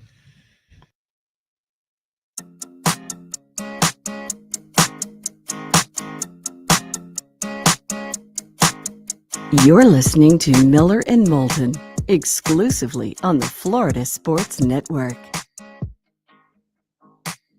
22 minutes before the hour, Miller and Moulton, Florida Sports Network, floridasportsnetwork.com. Daniel Wallach, our sports betting in Florida legal expert. He's not just ours. He's considered the source on it. He will join us coming up at the top of the hour. There are some unusual, allies in this fight, to say the very least. So we've got about 12 minutes. It's complicated. We'll try to cut through it for you at the top of the hour. Mark Packer, part of the ACC Network. We'll look ahead. College football season kicking off in 48 hours.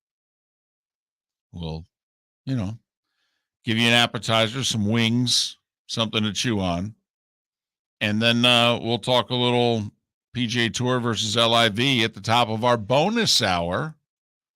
See, if you noticed, we're starting to include more in the bonus hour, trying to get people to listen a little longer. Mark, that's the concept. That's what I've been told. That's how you do it. You must have met with a consultant recently. No. And I don't know if you cut through the clutter when we had Gary Sharp on from Omaha 2 days ago. And I said, he's half of one of the 20 best sports talk shows in the country. And so, of course, they were split up. Right. Right. It took them about a year and a half to put them back together again. And then they moved their time slot on them. Right. How the only way that could happen. Consultant. Right. Absolutely. Mm-hmm. Well, something happened yesterday that I don't know how often it's going to happen again ever. What do you mean? The Pro-Am game there, LeBron and in Seattle. Right. Mm-hmm. And Chet Holmgren there. Hurt his foot. It's going to be out for a while in a Pro-Am game. Right. I have a funny feeling the days of the Pro-Am game are about done. Well, not to sound like an old fuddy-duddy, but I can't believe that the games exist.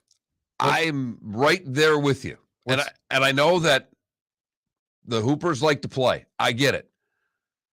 But with the amount of money that's involved in an NBA contract right now, I don't know how you could let players play in games like this. I mean, Felipe, you're the hoops guy on the show. All right. And you love hoop. 365, 24/7. You're a hoop guy. And you are very much like the players. I don't know, even as much as you and I love hockey, I would argue basketball players want to hoop year round even more than hockey players want to play hockey. Hell yes. That hockey players even want 30, 40 days off. They want to play hockey about 325 days a year. Hoopers want to play hoop 364 days a year. All right. Aren't you surprised, though, that all of the off-season hoop that takes place? No, it doesn't surprise. Well, here's the thing. I've been to an event like this, Right. the Miami Pro League. It's and events like this happen all over the nation. Yeah, absolutely. New York, LA, they're everywhere. LeBron brought it to Seattle. What we were talking about a segment ago. LeBron knows they love hoop in Seattle. They want it again. It's a right market. He held an event there. Holmgren from Gonzaga, the area, the whole thing. Right. It wasn't his event. It was Jamal Crawford's event. He has it every offseason.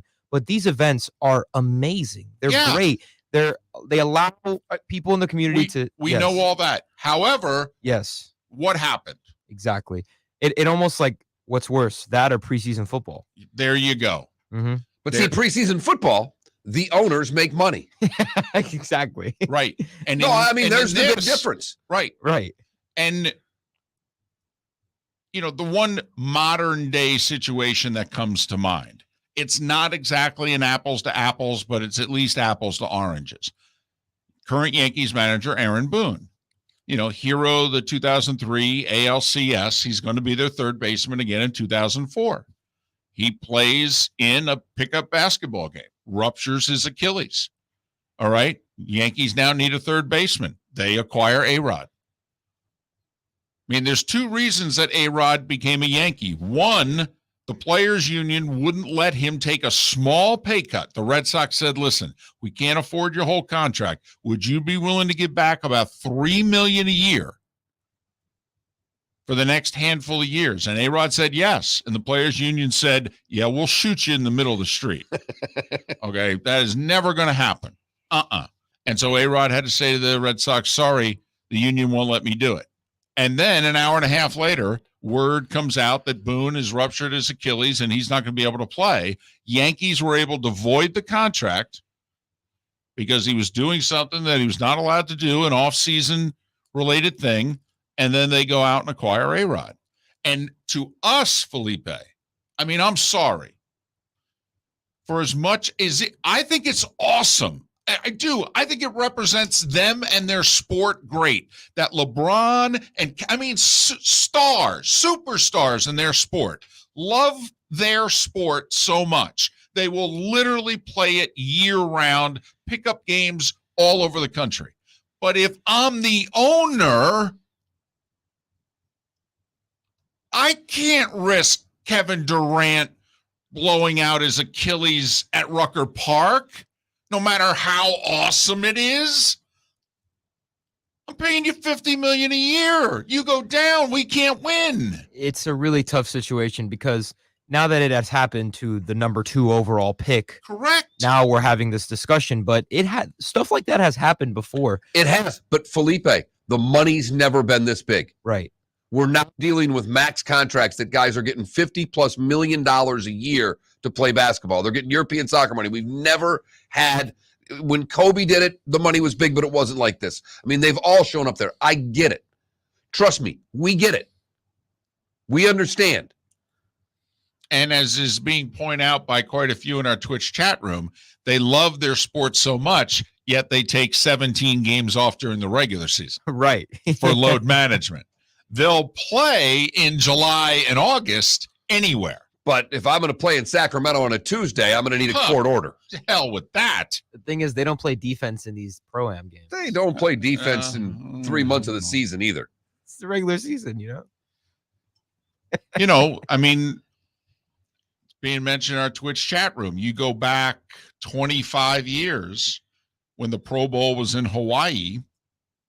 and they would have many events in and around the Pro Bowl. And one of them was a flag football game on the beach. And Robert Edwards, former Georgia standout, had a tremendous rookie year with the Patriots. Like rushed for like 1,200 yards, caught a bunch of passes, and you're like, wow, this is going to be one of the great young running backs in the league. Suffered a horrendous knee injury. I mean, obviously fluke thing, but on the beach. Yeah. Guess what? Didn't play flag football on the beach anymore at the Pro Bowl. And when I saw Holmgren get hurt, I thought this could be the end of the Pro-Am games. And I'm old enough and a goober enough to think, Holmgren is, even though he's 164 pounds, that Holmgren's a big guy. He's a 7-footer. And the first thing I thought of, young guy, foot injury, I'm like, oh, great. Here's another Bill Walton, Greg Oden right here.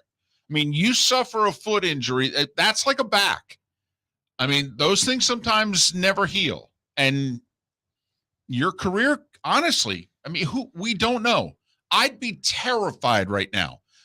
Terrified if I was the team that had Holmgren. I'd be wondering whether or not that he's going to be our Oden. It's not like the Thunder fans don't have another 26 million first-round picks to worry about.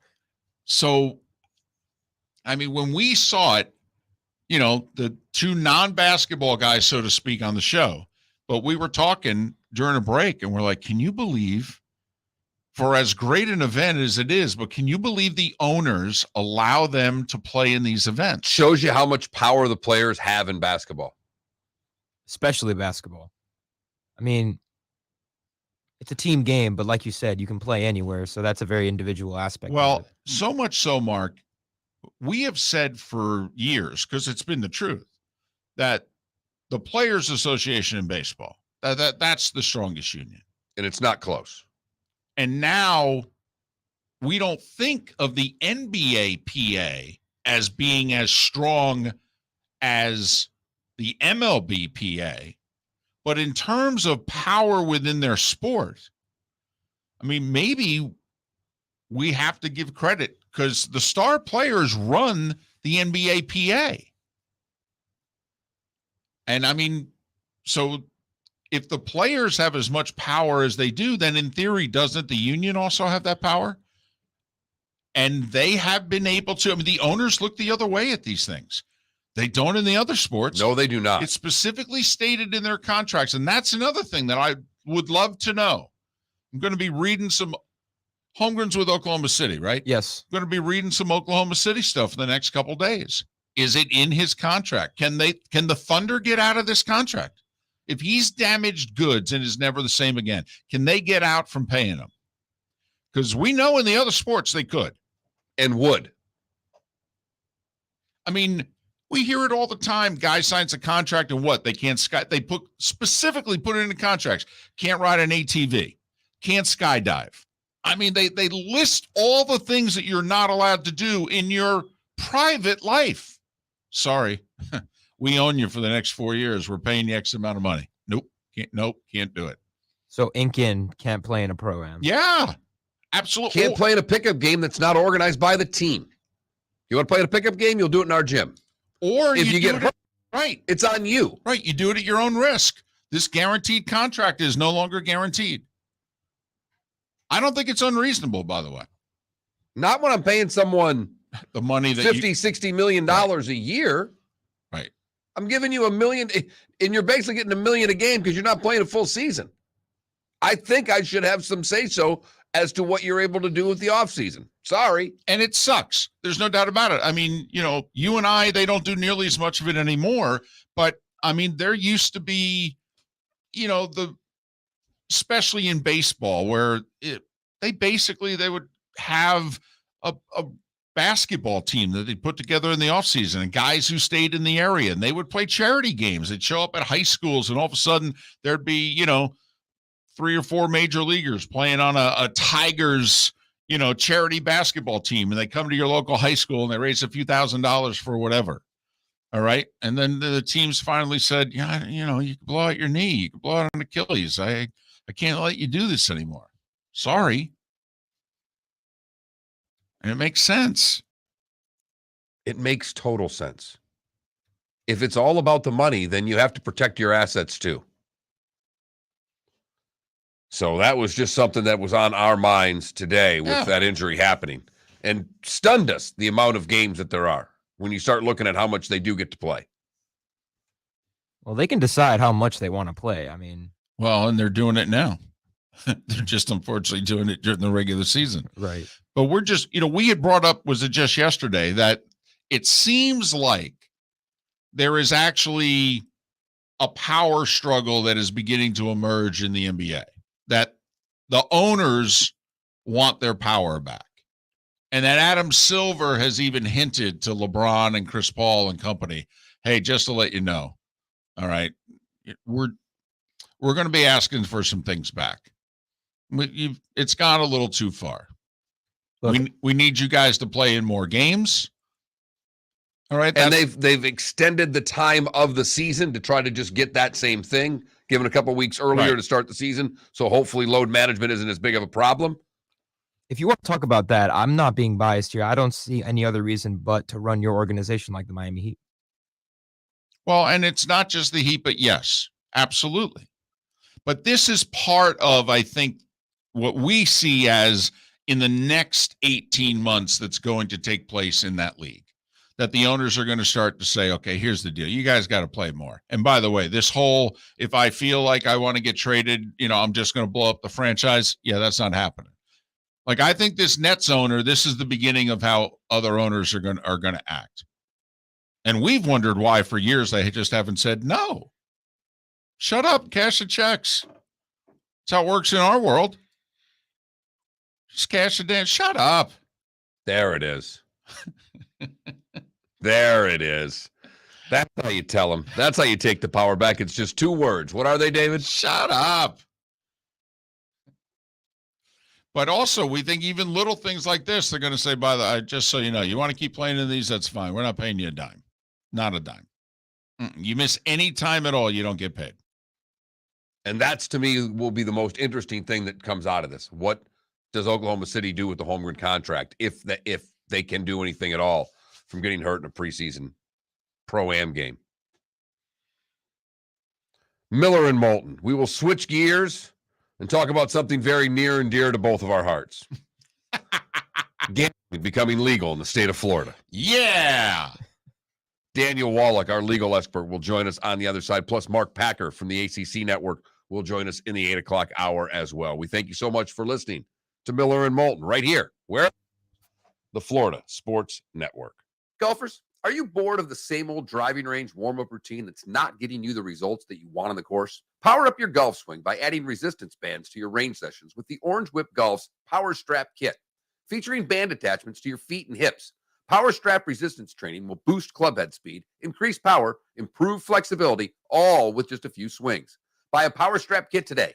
Go to orangewhipgolf.com and use code Miller10 to receive an additional 10% off the already great price of $119. Bring your big mouth to John Smith Subs and indulge in their overstuffed subs with the freshest quality ingredients. Enjoy our famous steak bomb with perfectly grilled marinated sirloin steak topped with provolone cheese, grilled onions, peppers, mushrooms, crispy bacon, juicy tomatoes, and creamy mayo.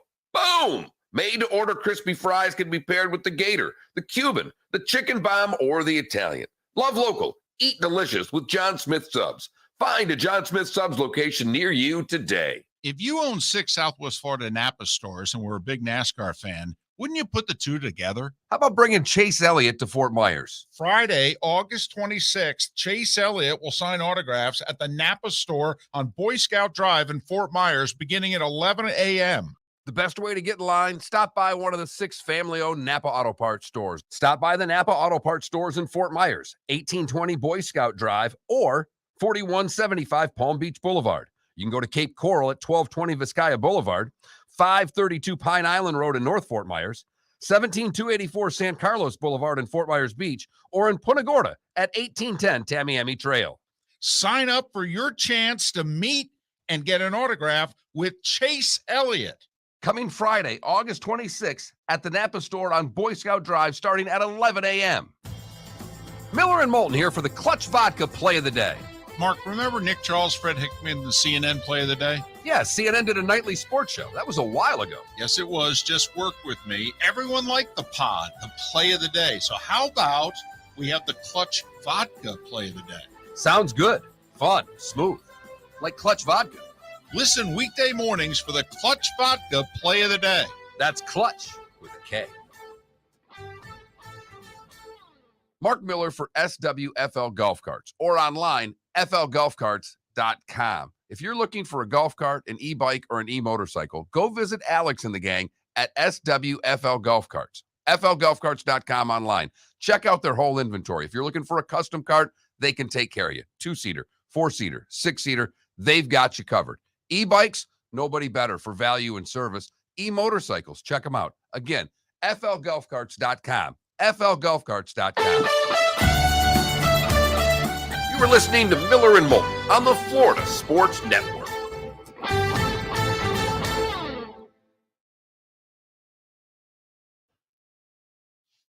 Finland or Sweden, one of them, they've got 2-3 players on that team. They've got these because they're good. They're 2 years away. They got a lot of young, talented players. He is all in. It cracks me up. He was working Maddie. Maddie, you got to convert. It's time. What, to the Wings? The Penguins? She's like, I like the Red Wings. He's like, well, it's time to make them team one. Well, come on. I would say no, not yet. What? Yeah, give him Crosby. one more year, Crosby. Who's team one for Maddie? The Penguins? Yeah.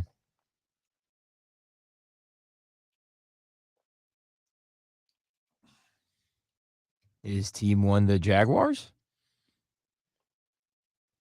Mark? Is team one the Jaguars? The NFL? No. You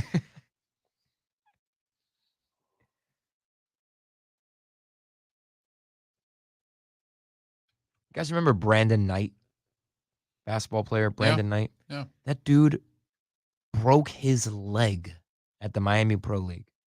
Broke his leg, and he was like gearing up, to sign with the team, be back in the NBA. Broke his leg, hasn't been in the NBA since.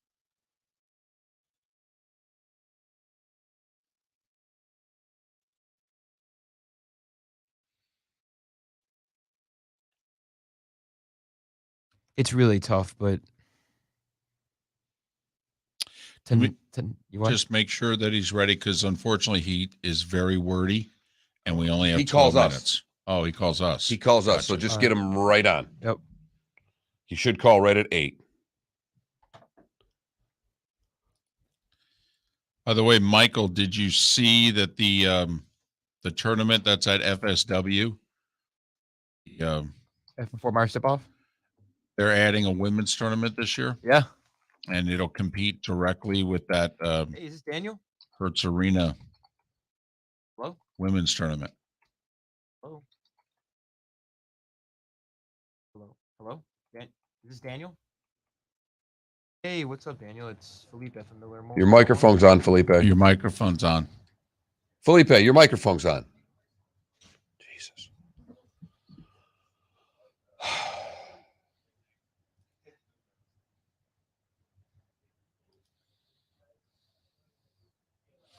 Well, Adam, it was from the playoff run 5 years ago, so I would guess old.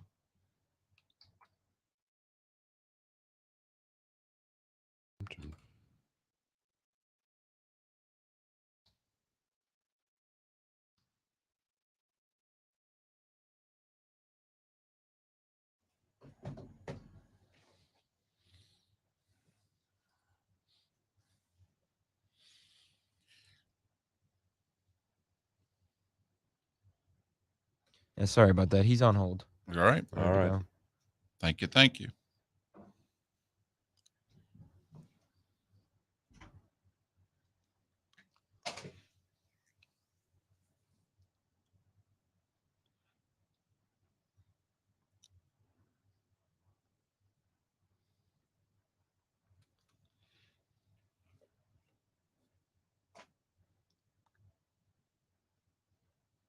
What? That's so cool. Lamar Miller is like helping coach my old high school team.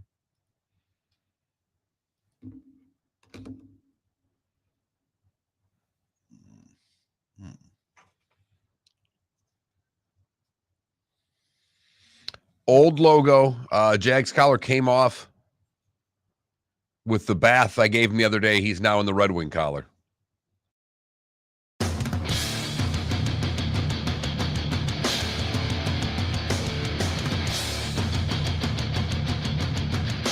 You are listening to Miller and Moulton, exclusively on the Florida Sports Network.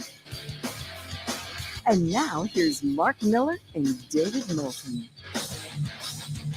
Hour 3 of Miller and Moulton on this Thursday. Thanks so much for being with us. Florida Sports Network, floridasportsnetwork.com. Daniel Wallach, kind enough to join us once again. He's co-host of the Conduct Detrimental Sports Law Podcast. He's one of the elite gaming law attorneys in the country. He's been neck deep in the battle in the state of Florida to get sports betting legalized. You can follow Daniel on Twitter at Wallach Legal. That's WALLACH, Wallach Legal. Daniel, it's David and Mark. Thanks for your time. We got about 12 minutes. Can we get neck deep in this thing?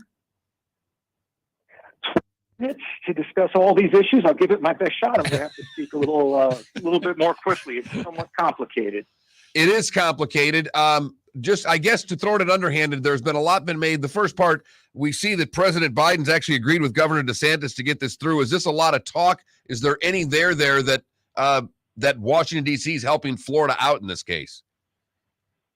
No, I think that's a theory that's been advanced by people like Clay Travis, who, by the way, I respect him professionally. But do you think Joe Biden is aware of a compact that's being dealt with by line attorneys within the Department of the Interior, within the Bureau of Indian Affairs? This is so far beyond his radar that I think it's like a lazy analysis to say this is Joe Biden trying to help Governor DeSantis, or it's the Biden administration. I guess technically it is, but this is a smaller agency within the federal government, and within that agency, it's a Bureau of Indian Affairs, which is not a high sort of priority issue. I can't imagine that the president is getting briefings on this, in his briefing, update Right. every day. It's Russia, China, the gaming complex, whatsoever. Right.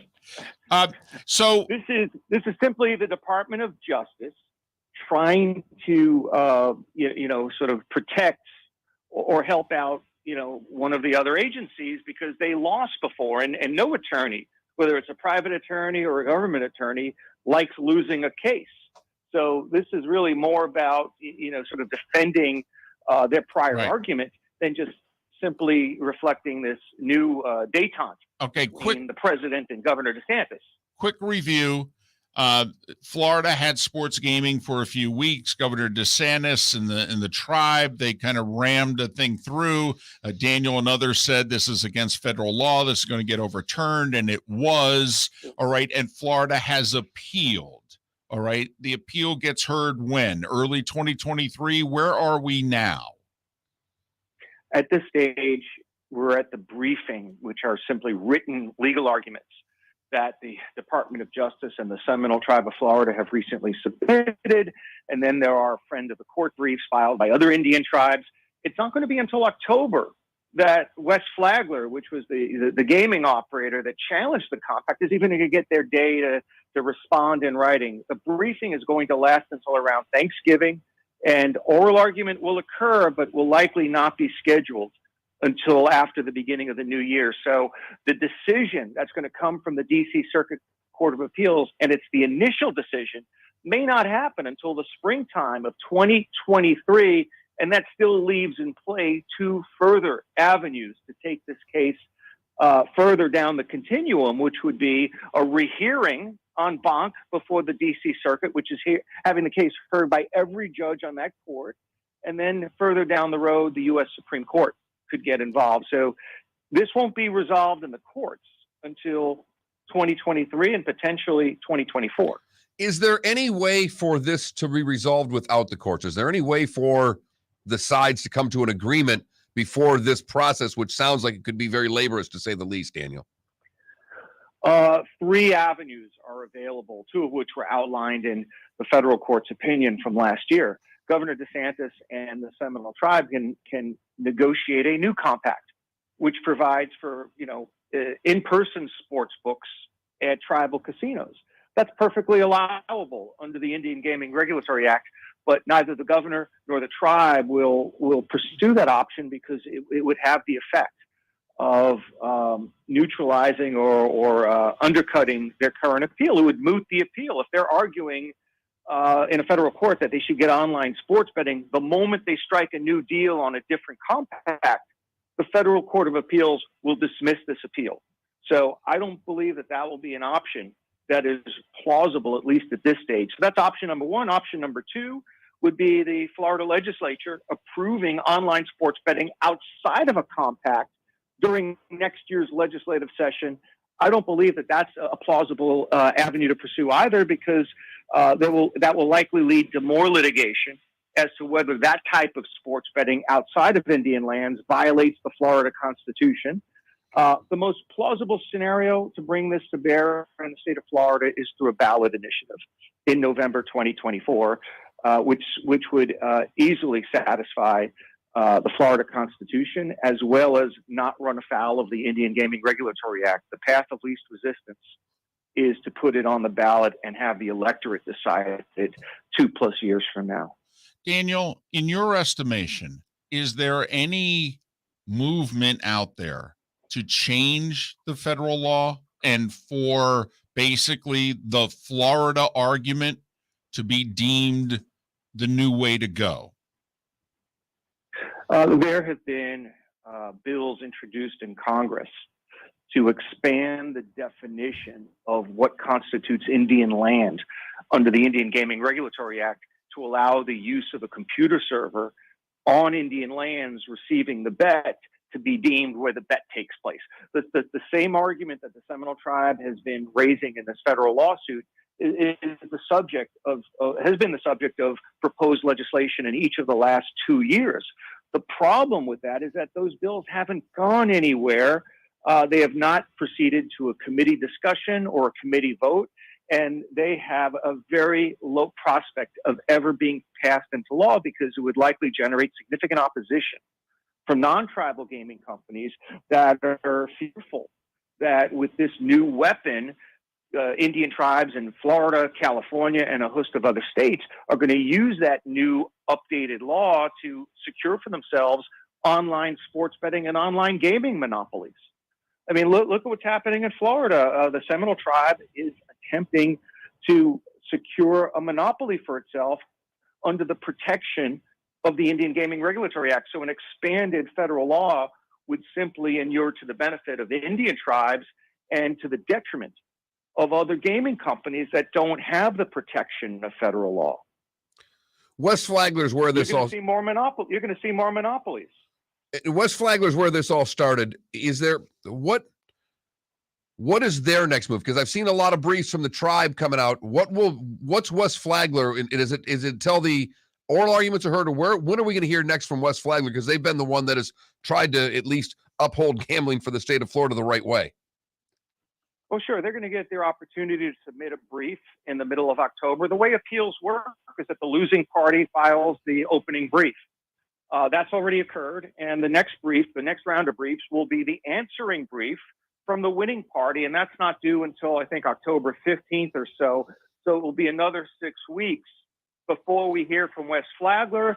And we're likely to see friend of the court briefs, amicus curiae briefs from other interested stakeholders supporting West Flagler's position. And then after West Flagler files their brief on the merits, the Seminole Tribe and the Department of Justice get the last word in a reply brief filed in October. And only after that last brief is filed do we have oral argument. He's Daniel Wallach.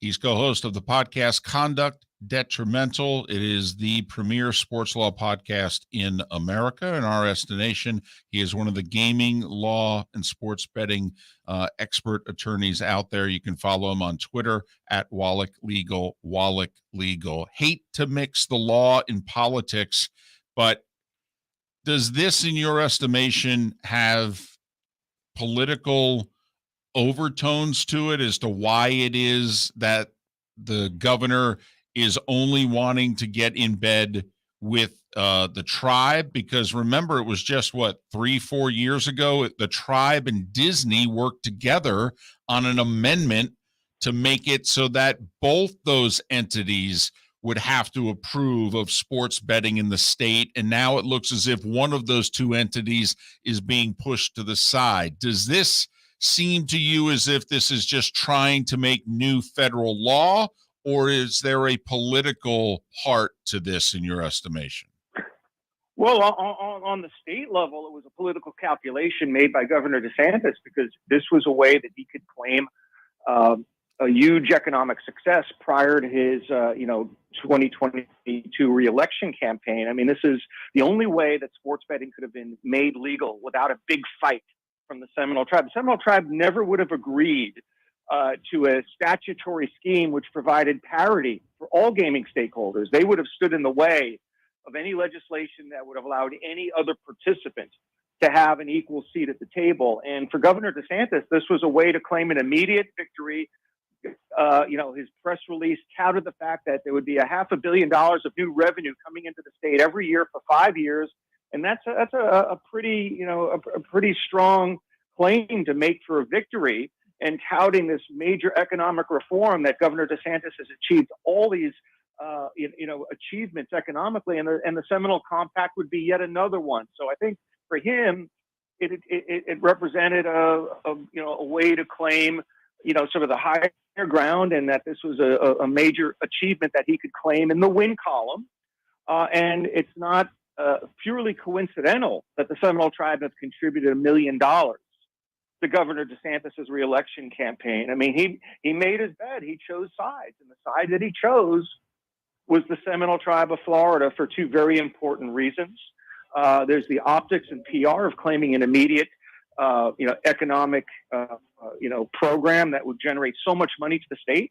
And now they're backing his reelection campaign. So that's a political calculation. On the federal level, I don't think politics plays any role whatsoever in this. This is purely a question of law that will be decided by an independent, neutral federal judiciary. And the question is, can a Class 3 tribal gaming compact include off-reservation gaming when the federal law specifically mandates that it can only include gaming within Indian lands? I think the answer to that question is fairly obvious to me, but both the Seminole Tribe and the Department of the Interior have advanced, somewhat newly minted theories of why this compact is legal under federal law. And the federal judiciary will analyze those arguments using tools of statutory interpretation and public policy. And that decision will be reached by the courts independent of political considerations. Daniel, as always, we appreciate your time and your insight, and you did it within the 12 minutes. Thank you so very much, and hopefully we can do this again. Daniel Wallach, you can follow him on Twitter at Wallach Legal. Miller and Moulton, the Florida Sports Network. Golfers, are you bored of the same old driving range warm-up routine that's not getting you the results that you want on the course? Power up your golf swing by adding resistance bands to your range sessions with the Orange Whip Golf's Power Strap Kit. Featuring band attachments to your feet and hips, Power Strap resistance training will boost club head speed, increase power, improve flexibility, all with just a few swings. Buy a Power Strap kit today. Go to orangewhipgolf.com and use code Miller10 to receive an additional 10% off the already great price of $119. David Moulton for Napa Auto Parts, and Napa Filters. Insist on Napa Filters for your vehicles, or if you're a do-it-yourselfer, only buy Napa Filters. Napa has a filter for almost anything on earth that moves, whether it's motorcycles, foreign and domestic cars, vans, SUVs, earth-moving equipment. You get the idea. Napa Auto Parts, Napa Filters. Insist on them for your vehicles, or if you're do-it-yourselfer, only buy Napa Filters. Mark Miller for SWFL Golf Carts, or online, flgolfcarts.com. If you're looking for a golf cart, an e-bike, or an e-motorcycle, go visit Alex and the gang at SWFL Golf Carts. flgolfcarts.com online. Check out their whole inventory. If you're looking for a custom cart, they can take care of you. 2-seater, 4-seater, 6-seater, they've got you covered. E-bikes, nobody better for value and service. E-motorcycles, check them out. Again, flgolfcarts.com. FLGolfCarts.com. Bring your big mouth to John Smith Subs and indulge in their overstuffed subs with the freshest quality ingredients. Enjoy our famous steak bomb with perfectly grilled marinated sirloin steak topped with provolone cheese, grilled onions, peppers, mushrooms, crispy bacon, juicy tomatoes, and creamy mayo. Boom! Made-to-order crispy fries can be paired with the Gator, the Cuban, the chicken bomb, or the Italian. Love local. Eat delicious with John Smith Subs. Find a John Smith Subs location near you today. You were listening to Miller and Moulton on the Florida Sports Network.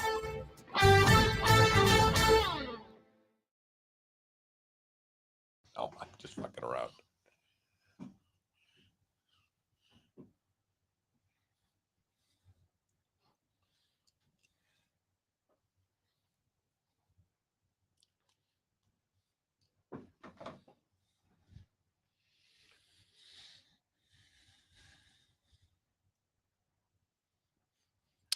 He's, I believe, is in Florida this time of the year. Would you trade RJ Barrett for Donovan Mitchell?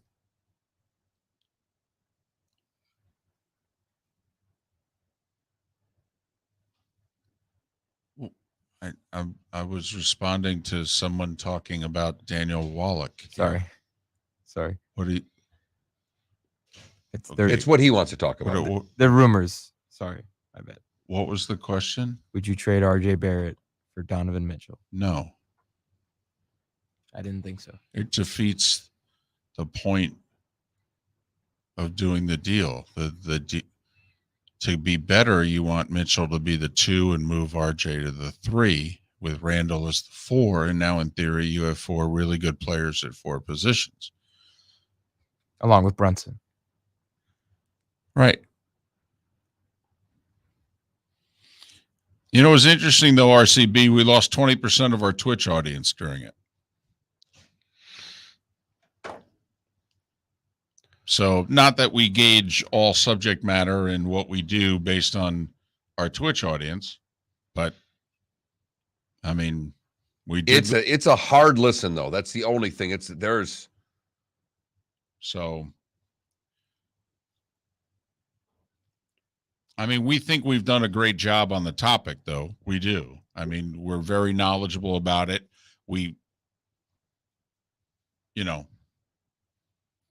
have Packard for another segment, but no, we don't. You're right. Just getting ahead of myself there, David. I understand. We're all over it.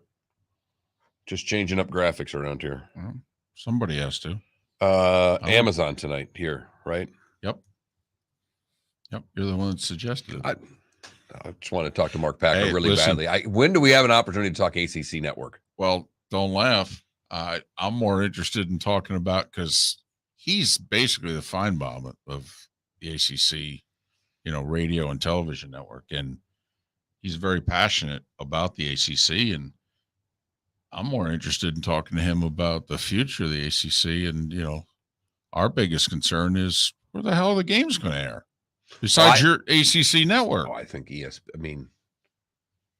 with no Big Ten. And he's in a tough spot because it's the bird that feeds him, but he's also a straight shooter.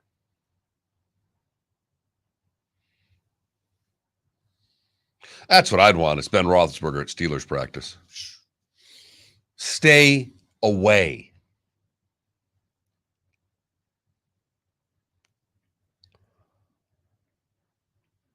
Well, but Bray, you can't legally bet in Florida, though.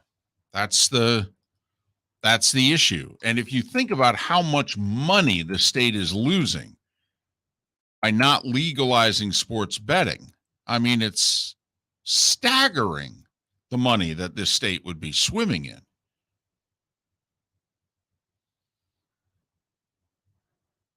I mean, it'd be nice for teachers to make a living wage in this state. It really would.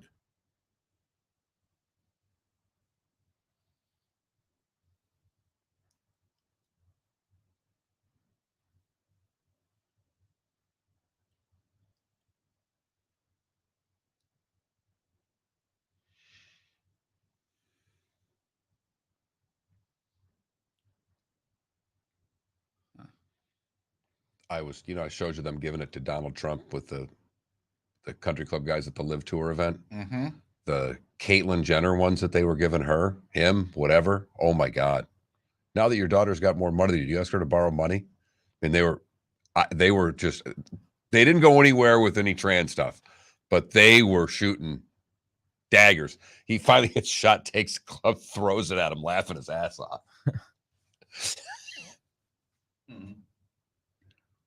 10 seconds.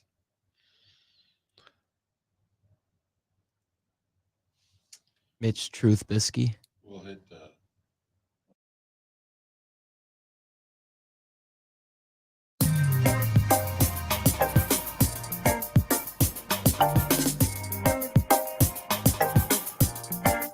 Welcome back to Miller and Moulton, only on the Florida Sports Network.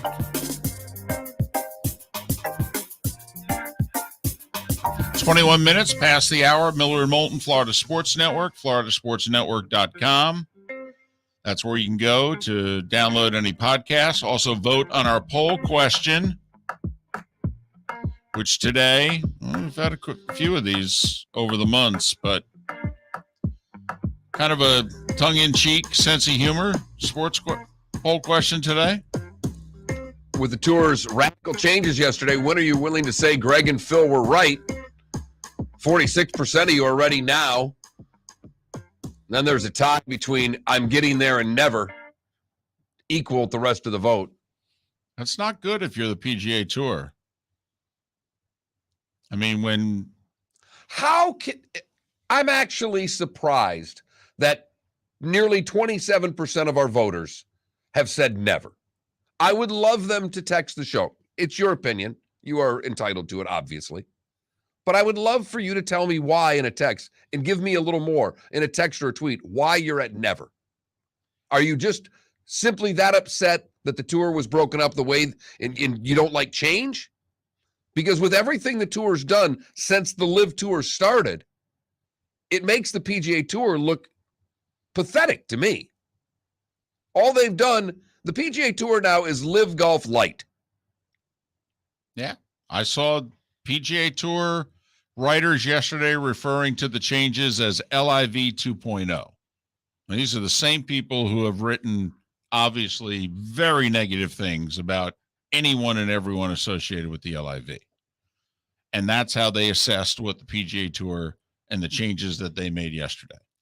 But, you know, I had dinner with a couple of really good friends of mine in Jersey over the weekend, and they're both attorneys, by the way. A, they both think the PGA Tour is going to win in court, but also B, that they do not see these changes that way. It's the power, I believe, of the helmet, of the shield, that they love the PGA Tour.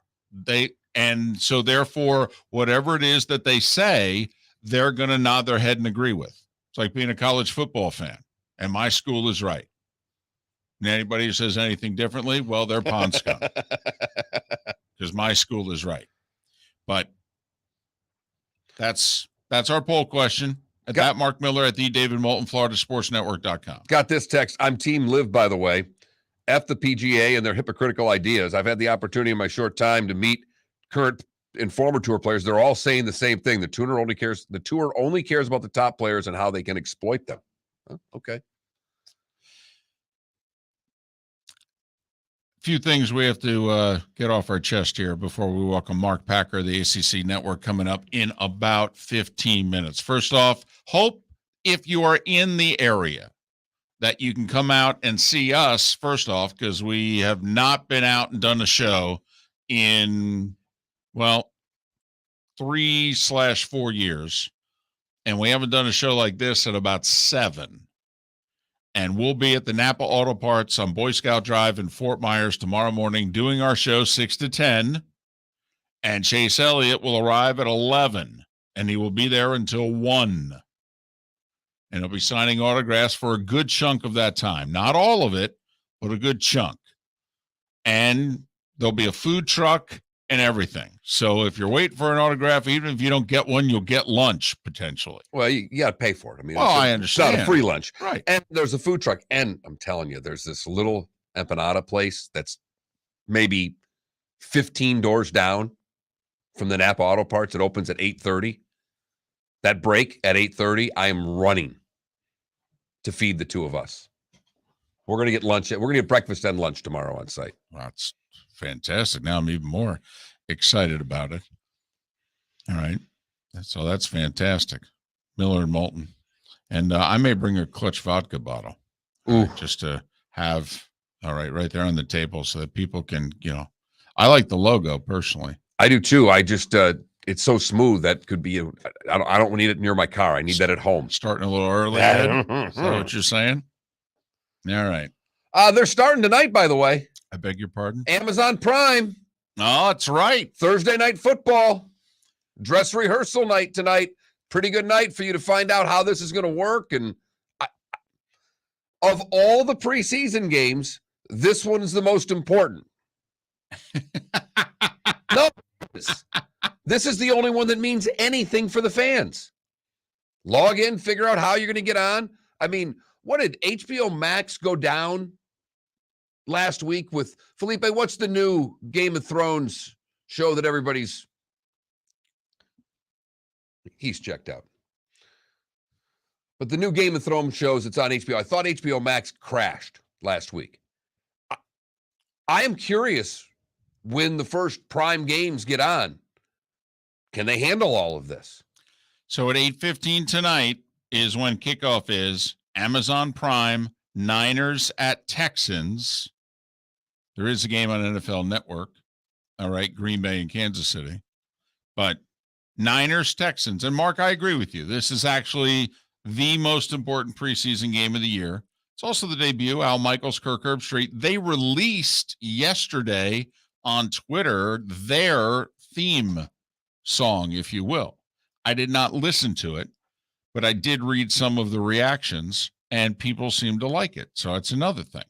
They got their own theme song, right, which we seem to like as viewers.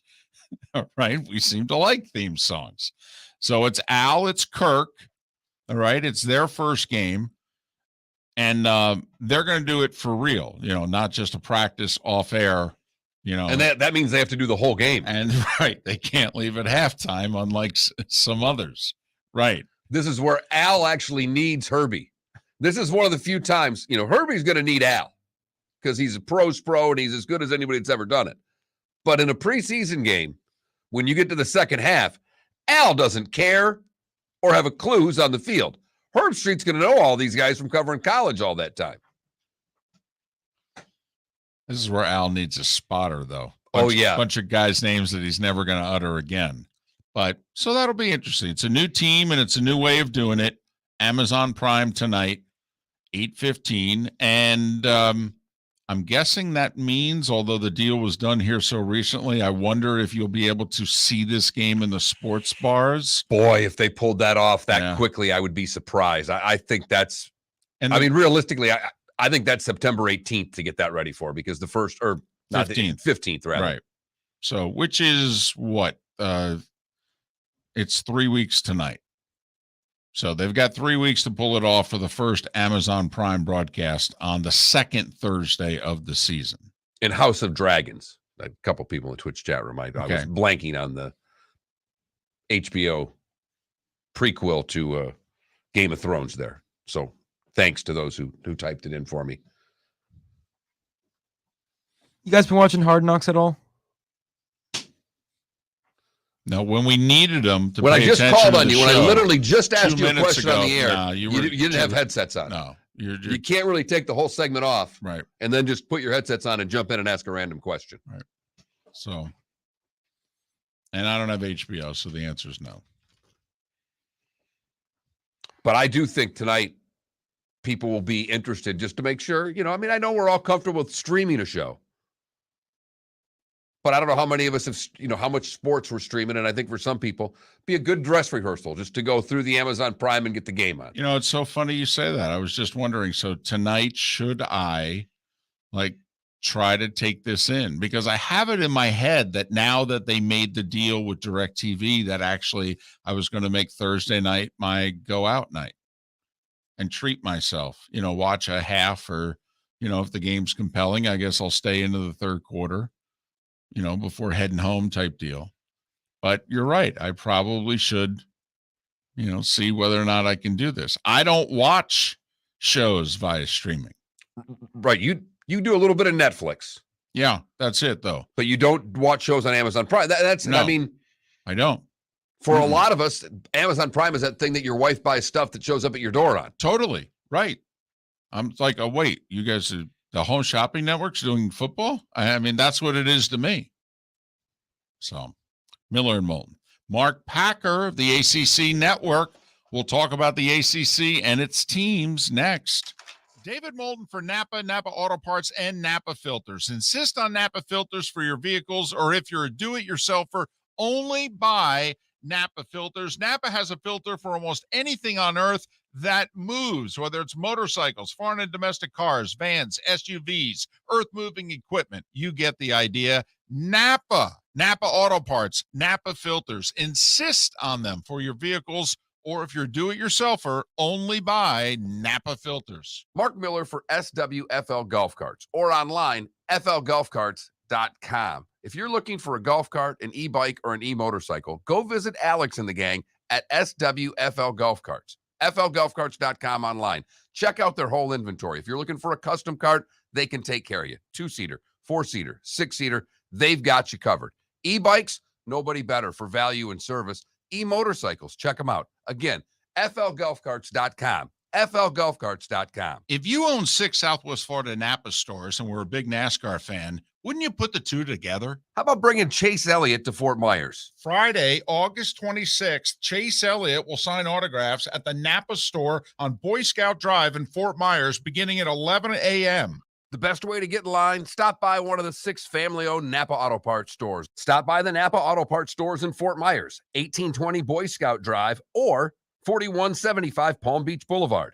You can go to Cape Coral at 1220 Vizcaya Boulevard, 532 Pine Island Road in North Fort Myers, 17284 San Carlos Boulevard in Fort Myers Beach, or in Punta Gorda at 1810 Tamiami Trail. Sign up for your chance to meet and get an autograph with Chase Elliott. Coming Friday, August 26th at the Napa store on Boy Scout Drive starting at 11 a.m. You were listening to Miller and Moulton on the Florida Sports Network.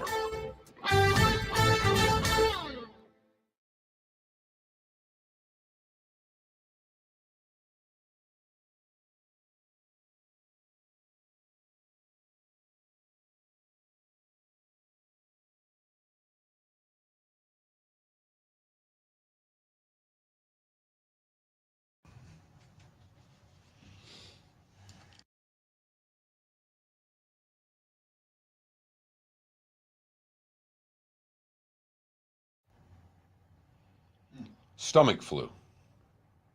They had a joint practice with the Eagles, and they canceled it. Apparently, yesterday, the Dolphins kicked the shit out of the Eagles, apparently. Really? Kicked the shit out of them. Which is probably, I'll bet you the Eagles coaching staff's loving it, because there's been a lot of blowjobs coming out of Philadelphia Right. during training camp. But apparently, Tua and the Dolphins offense absolutely destroyed the Eagles defense. Really? Yes, yesterday. And the other side of the ball, Beat them up a little bit up front? Closer to 50-50, but it was, from what people who covered it said, it was more like 60-40 Dolphins on defense. Okay, that the Eagles offense, for the first time, they felt this practice and training camp and all that a team was taking it to them. Right.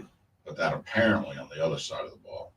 First play of practice, by the way, Tua goes deep to Tyreek one-on-one against Darius Slay for a touchdown. First play. Runs right by their number one corner.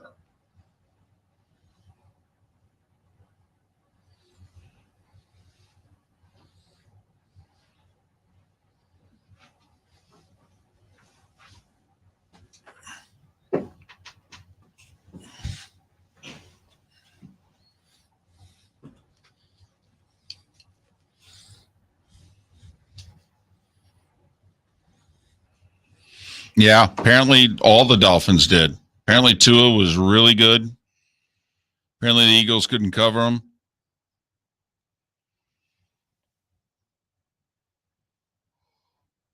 Yeah, stomach flu. Dad, that's what they're saying. It's a stomach bug that went through.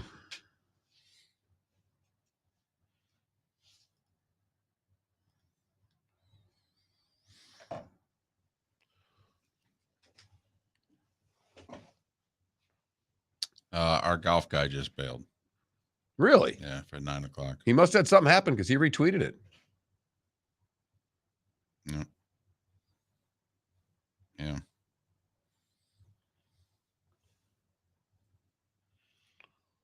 That sucks. Yeah, he retweeted it, liked it, retweeted my retweet. I'll be damned.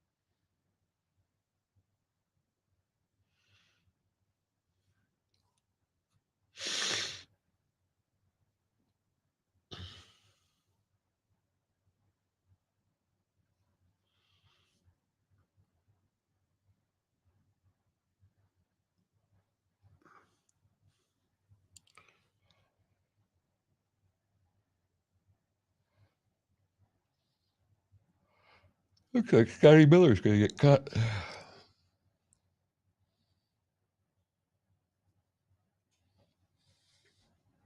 And Perryman.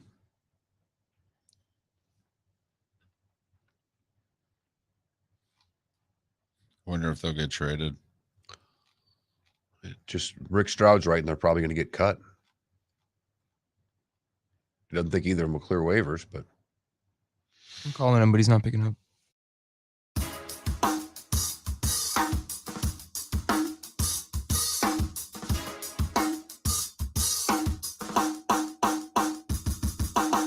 Welcome back to Miller and Moulton, only on the Florida Sports Network.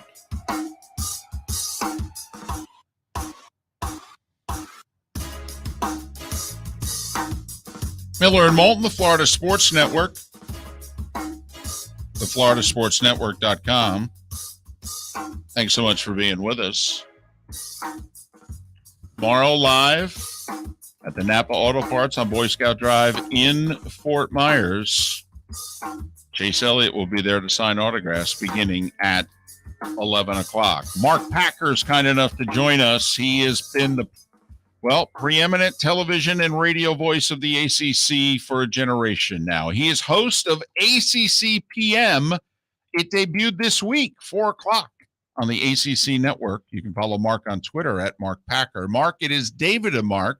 Thanks so much for your time. Good morning. How are you? We are good, and I hope life's treating everybody well down there in the great state of Florida, because I know everybody is fired up that we finally get to the start of week 0 of the college football season. I mean, enough of transfer portal and name, image, and likeness, and Nick doesn't like Jimbo, and they're cheating, and forget all that. Let's get to some football. Thank goodness. well, there's no doubt. I think they're really excited. It's certainly and part of the state of Florida ACC country because the Canes think they've got a little something going on, Mark. Miami with Cristobal coming and bringing back the players they did from a year ago, Miami thinks that they should be in the ACC title game. Do you agree with that statement? I do. As a matter of fact, I was down there about a week and a half ago. We were doing our ACC camp tours, and Coach Cristobal is a no-nonsense guy. He's not got time for fluff. It's we went to their practice. There's no music being played. It's whistles. It's pads. It's cracking at the line of scrimmage. He's a line of scrimmage guy. You kind of saw him transform Oregon from kind of going, we're going to throw it all over the yard to, hey, we're going to win the line of scrimmage. I think he wants to kind of get back to basics, if you will, at Miami.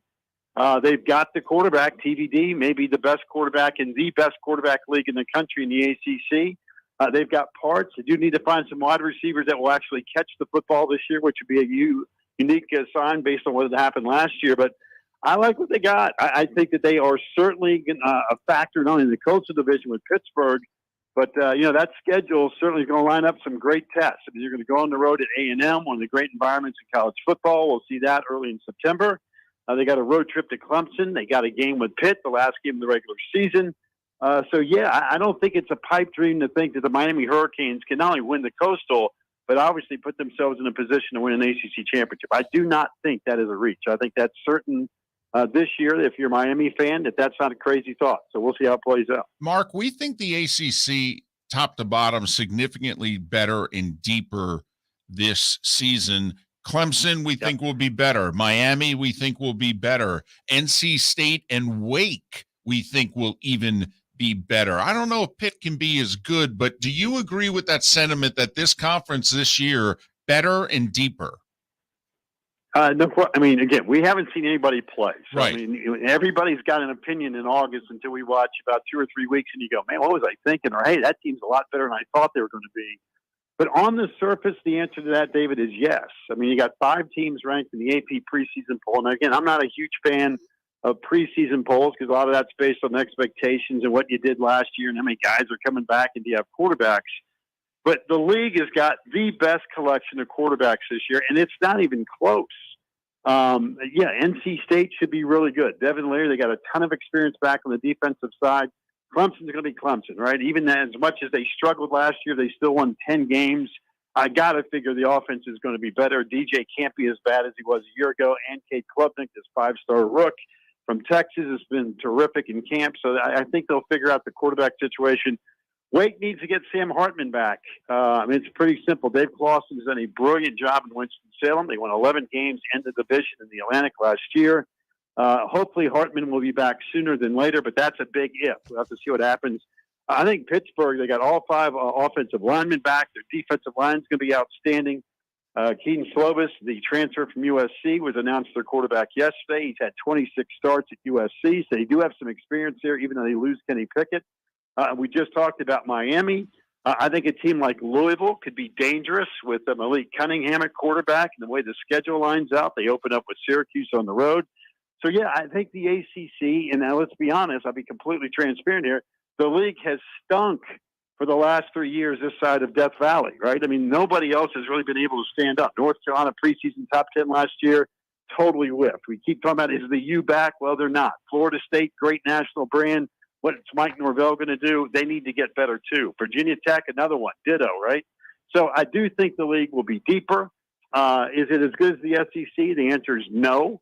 The Southeastern Conference will still be the standard until proven otherwise. But the one thing the conference has to do, they've got 21 games this year against Power 5 teams and or Notre Dame. They got to start winning some of those games. It's the only way you change a national narrative. We know what Clemson's been about, but who else can kind of join the mix and start winning some games that matter? But I do think the league is deeper and better on paper before we kick this thing off this weekend. All right, can we talk about the future of the ACC? Because as the Big Ten had their meetings and the new television deal, and it opened up for more teams, and while everybody thinks that could be teams out west, they keep talking about whether it's North Carolina or Virginia or just the ACC in general. As you look at the ACC going forward, what do you see, Mark? Well, the ACC has a thing called the grant of rights, the grant of media rights, which basically means if you're school X and you're sitting there going, boy, I tell you, we'd look really good in the SEC if they gave us an invite, or boy, I tell you what, if the Big Ten ever called us, we're out of here. You can do that if you're in the mood, and those grant of rights go to the year 2036. But what that means is if you decide to leave town and got an invite to go, your media dollars stay in the ACC till 2036.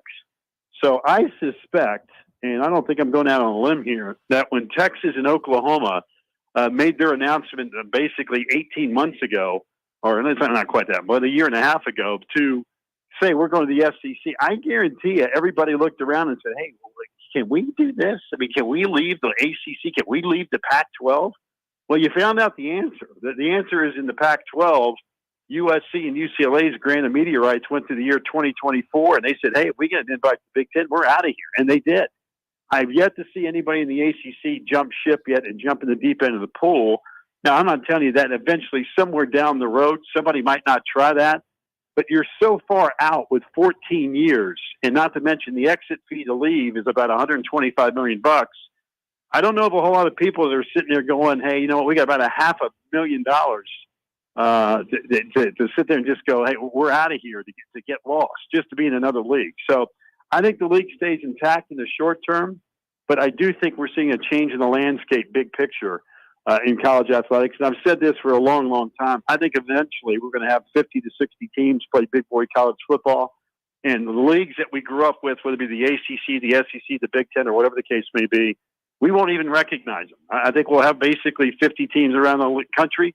They'll divvy them up in regions, and it'll look just like the AFC and the NFC when it comes to the NFL. That's why I think eventually we're going to go. So we'll see. He's Mark Packer, host of ACC PM. It's a weekday show on the ACC network that begins at 4 o'clock, and you can follow Mark on Twitter at Mark Packer. Mark, we've been concerned for over a year now about where are the ACC games going to be on television. We thought it was obvious that ESPN was going to get out of the Big Ten because they just don't have enough places to put games. All right. And so I'm curious, where do you see, are you concerned at all that the ACC is going to get enough high-profile TV slots so that they can showcase what they have? But David, the first thing the ACC needs to do is start winning games. I mean, nobody wants to put a high profile. I mean, hey, listen, Miami sounds good. Florida State sounds good. Virginia Tech sounds good. And you start winning. I mean, nobody's going to put these teams on prime time if you're sitting there going, yeah, man, we're the U, we're 4-4. I mean, at some point in time, you've got to start becoming relevant. So I think sometimes we lose sight of, hey, what people want to see are the marquee teams in marquee spots. But to do that, you can't just say, hey, remember when we won 5 natties back 100 years ago? Or remember when, you know, Bobby Bowden was rocking and rolling Florida State. Hey, that's great, but here's the real world. You know, when Miami joined the ACC back in 2004, we just assumed Miami and Florida State were going to be in the ACC championship game every single year. Florida State's going to be in the Atlantic. Miami's going to be in the Coastal. Man, get ready. This is going to be great. Well, guess what? It's now year 2022. We've never seen Florida State and Miami in the ACC championship game. Matter of fact, we've only seen Miami in the title game once, and that's when Mark Richt got beat 38-3.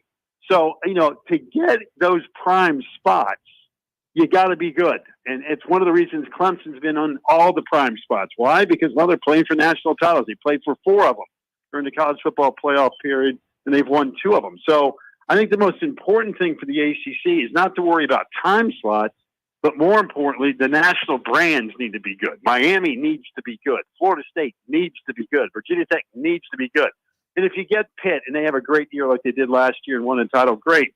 If NC State finally breaks through and people expect that to be the case this year, hey, that's awesome too. They haven't won an ACC title since '79.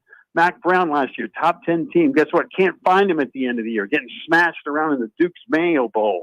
So, I mean, the league has to start winning games of note. And when that happens, there's a demand. And when there's a demand, guess what? You find a spot in prime time. So that's how that kind of works. So, listen, I think eventually we're going to have a team ESPN and a team Fox. That's kind of where this thing looks like it's going. It looks like the SEC obviously is making more money than God and have a great product, and the ESPN's tied to the hip there. And Fox in the Big Ten, and enough said there with all the money they're making. So, you know, at some point in time, you got to find your niche. The ACC basically needs to start finding some big-time W's. That's what they need to do in the short term. Mark, is there, we all know what Miami in this part of the world's doing with Ruiz and the NIL and their collective. Right. Is there other AC schools? Who's on top of their NIL game right now, Mark? Because we know Miami is. Who else in the ACC is on top of their NIL game? Well, you got to have dudes that can write the check, right? And Miami's obviously done a great job in that department, and they don't mind telling you about it, and they should, because in this day and age, that's the way the world works. Yeah, I mean, yes, for sir. old school guys, and I fall into this category, it's like, hey, this is outrageous. Well, you can call it outrageous, call it whatever you want, but that is how you conduct business in today's world of college athletics. Miami's done a great job. I think there's a handful of schools around the country that kind of got out in front of this. Of course, it helps when you have billionaires that have an interest in your program. That's how that works. I think most of the schools, for the most part, have done a decent job in trying to put collectives together, some more low-key. And again, everybody's different here. But I would say from an ACC perspective, Miami's done a great job. I think Clemson's gotten their act together. I think Louisville, if you start looking at recruiting rankings and the kind of players that they're bringing in, they're starting to find ways to attract players from that perspective. But I don't think there's any doubt that from an Atlantic Coast Conference perspective, Miami is certainly the leader in the clubhouse when it comes to that department. There's no doubt.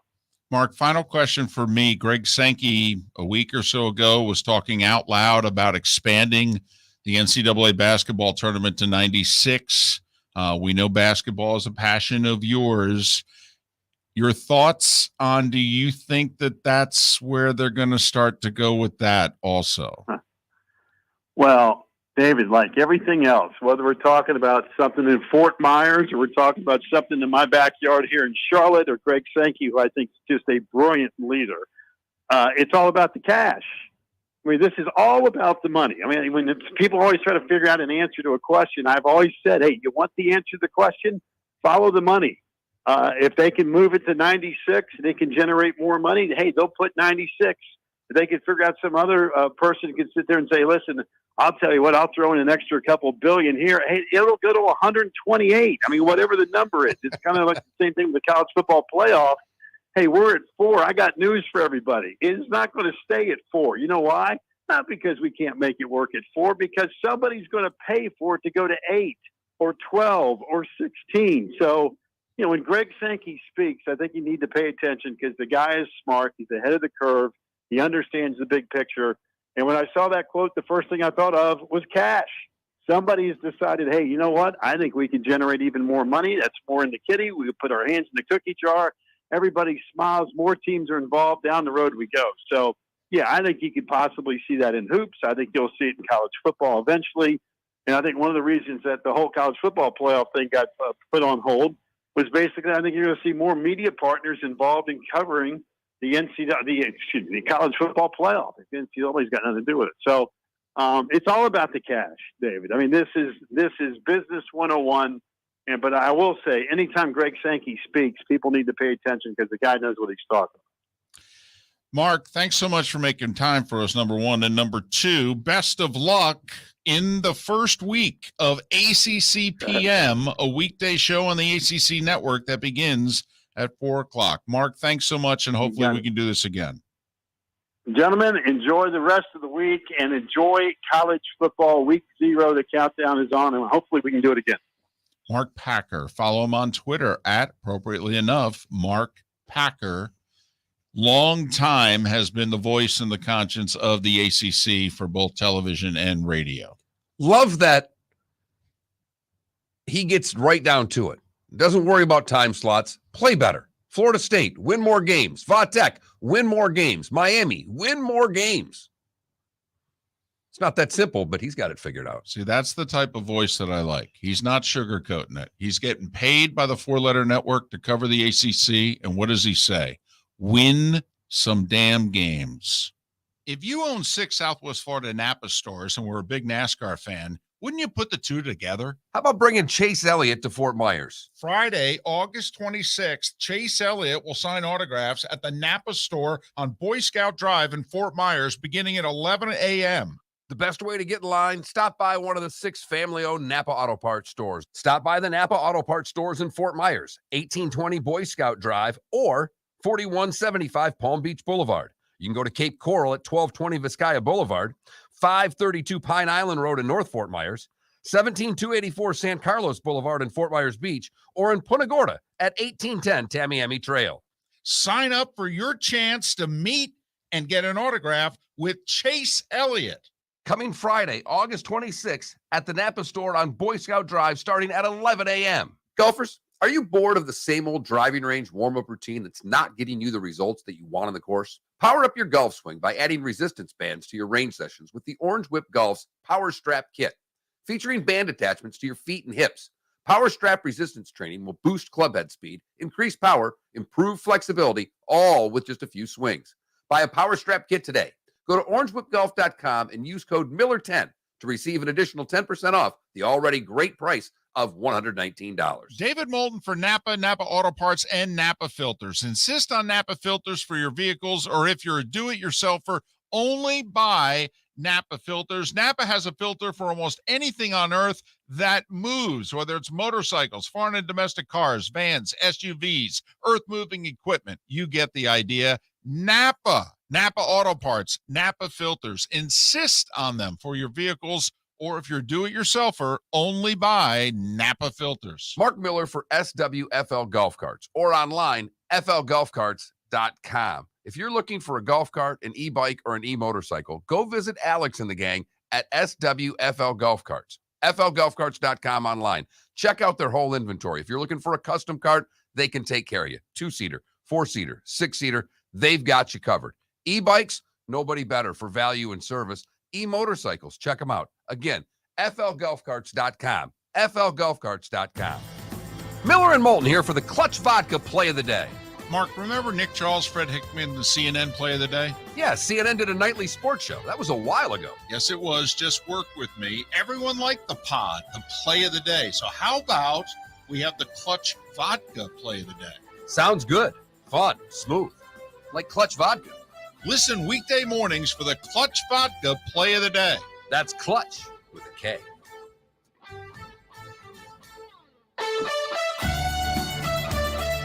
You were listening to Miller and Moulton on the Florida Sports Network.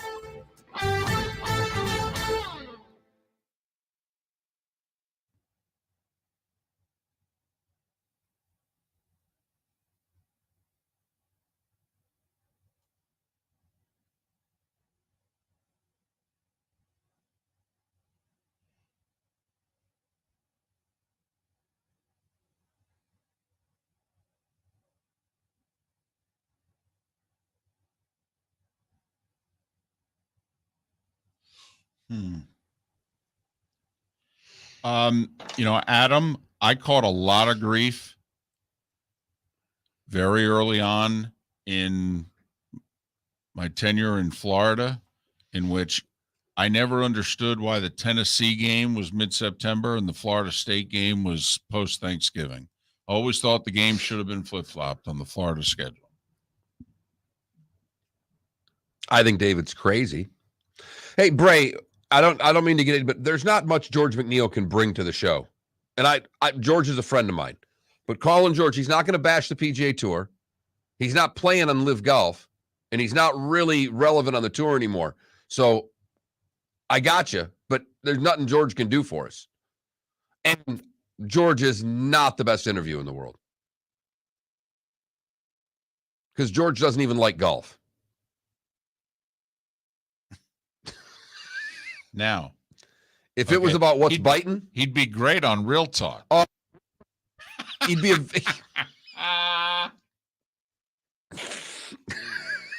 and George, I think, would find that listening right now. He'd be laughing his ass off.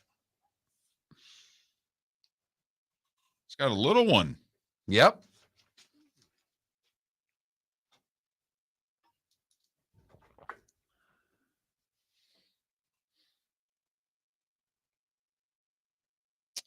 I know that Florida Miami used to be early, and also, Florida State Miami was seemingly always very early in the year. But I also never understood why Tennessee wanted to play all their tough games early. Tennessee by mid-October is a scheduling nightmare for television because they don't play anybody. Well, but also if you're Tennessee, you play Florida, Georgia, and Alabama in the first 7 games every year. I think Georgia's a little later this year, but you're usually because they used to play the Georgia game in between the Florida and Alabama games. Now Georgia's in November. Okay, well, good. I remember talking. Tennessee has. By October 15th, Tennessee will have played Pitt, their one good out-of-conference game, and Florida, LSU, and Alabama. Right. By the way, they get LSU and Alabama on back-to-back weeks. Is there a bye in between? No. LSU. The bye between Florida and LSU. Gotcha. Thank you. Excuse me.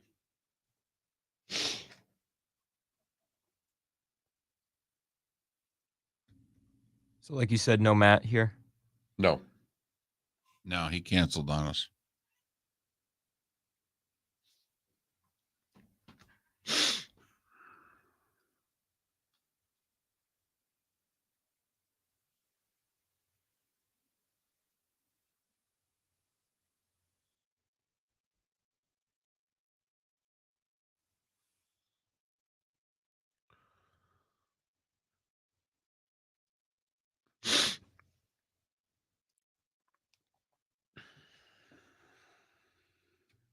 coming back.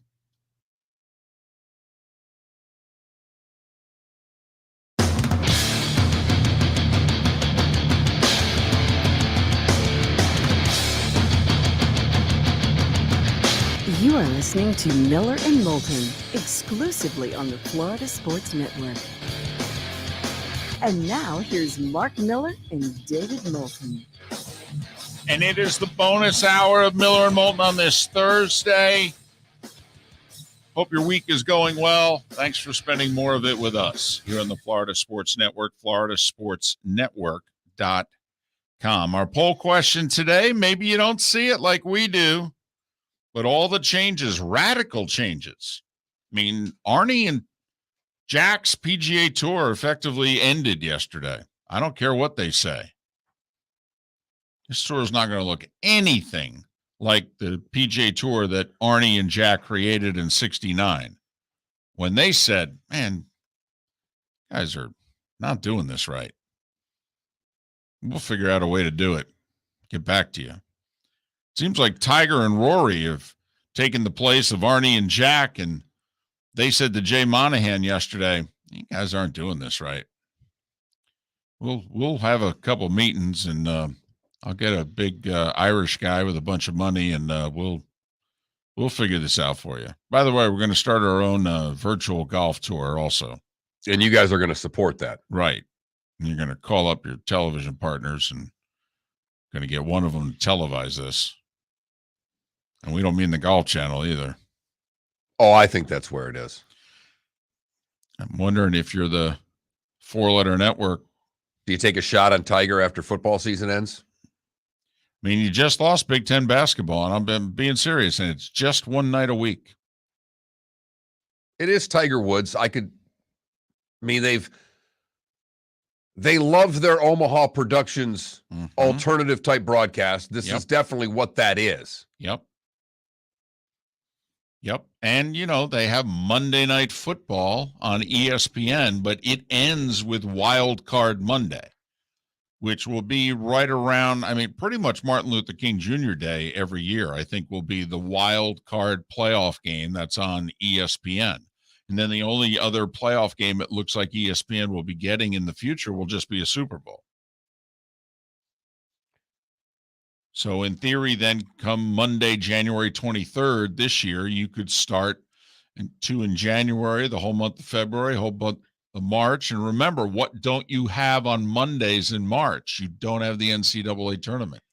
So this virtual golf thing, by the way, 3-man teams. Where did they get that idea? Wow. Man, who the hell would be interested in team golf? That's such a stupid idea. Those LIV guys are trying that. And we just mock the hell out of them. So they're using simulators for the long shots, live shots for the shorter ones. They're basically going to be in a bigger room than you did that US Open thing, with a screen that they're hitting shots into and then like a big green. So they're going to be at the PBS station in St. Louis? That's cool.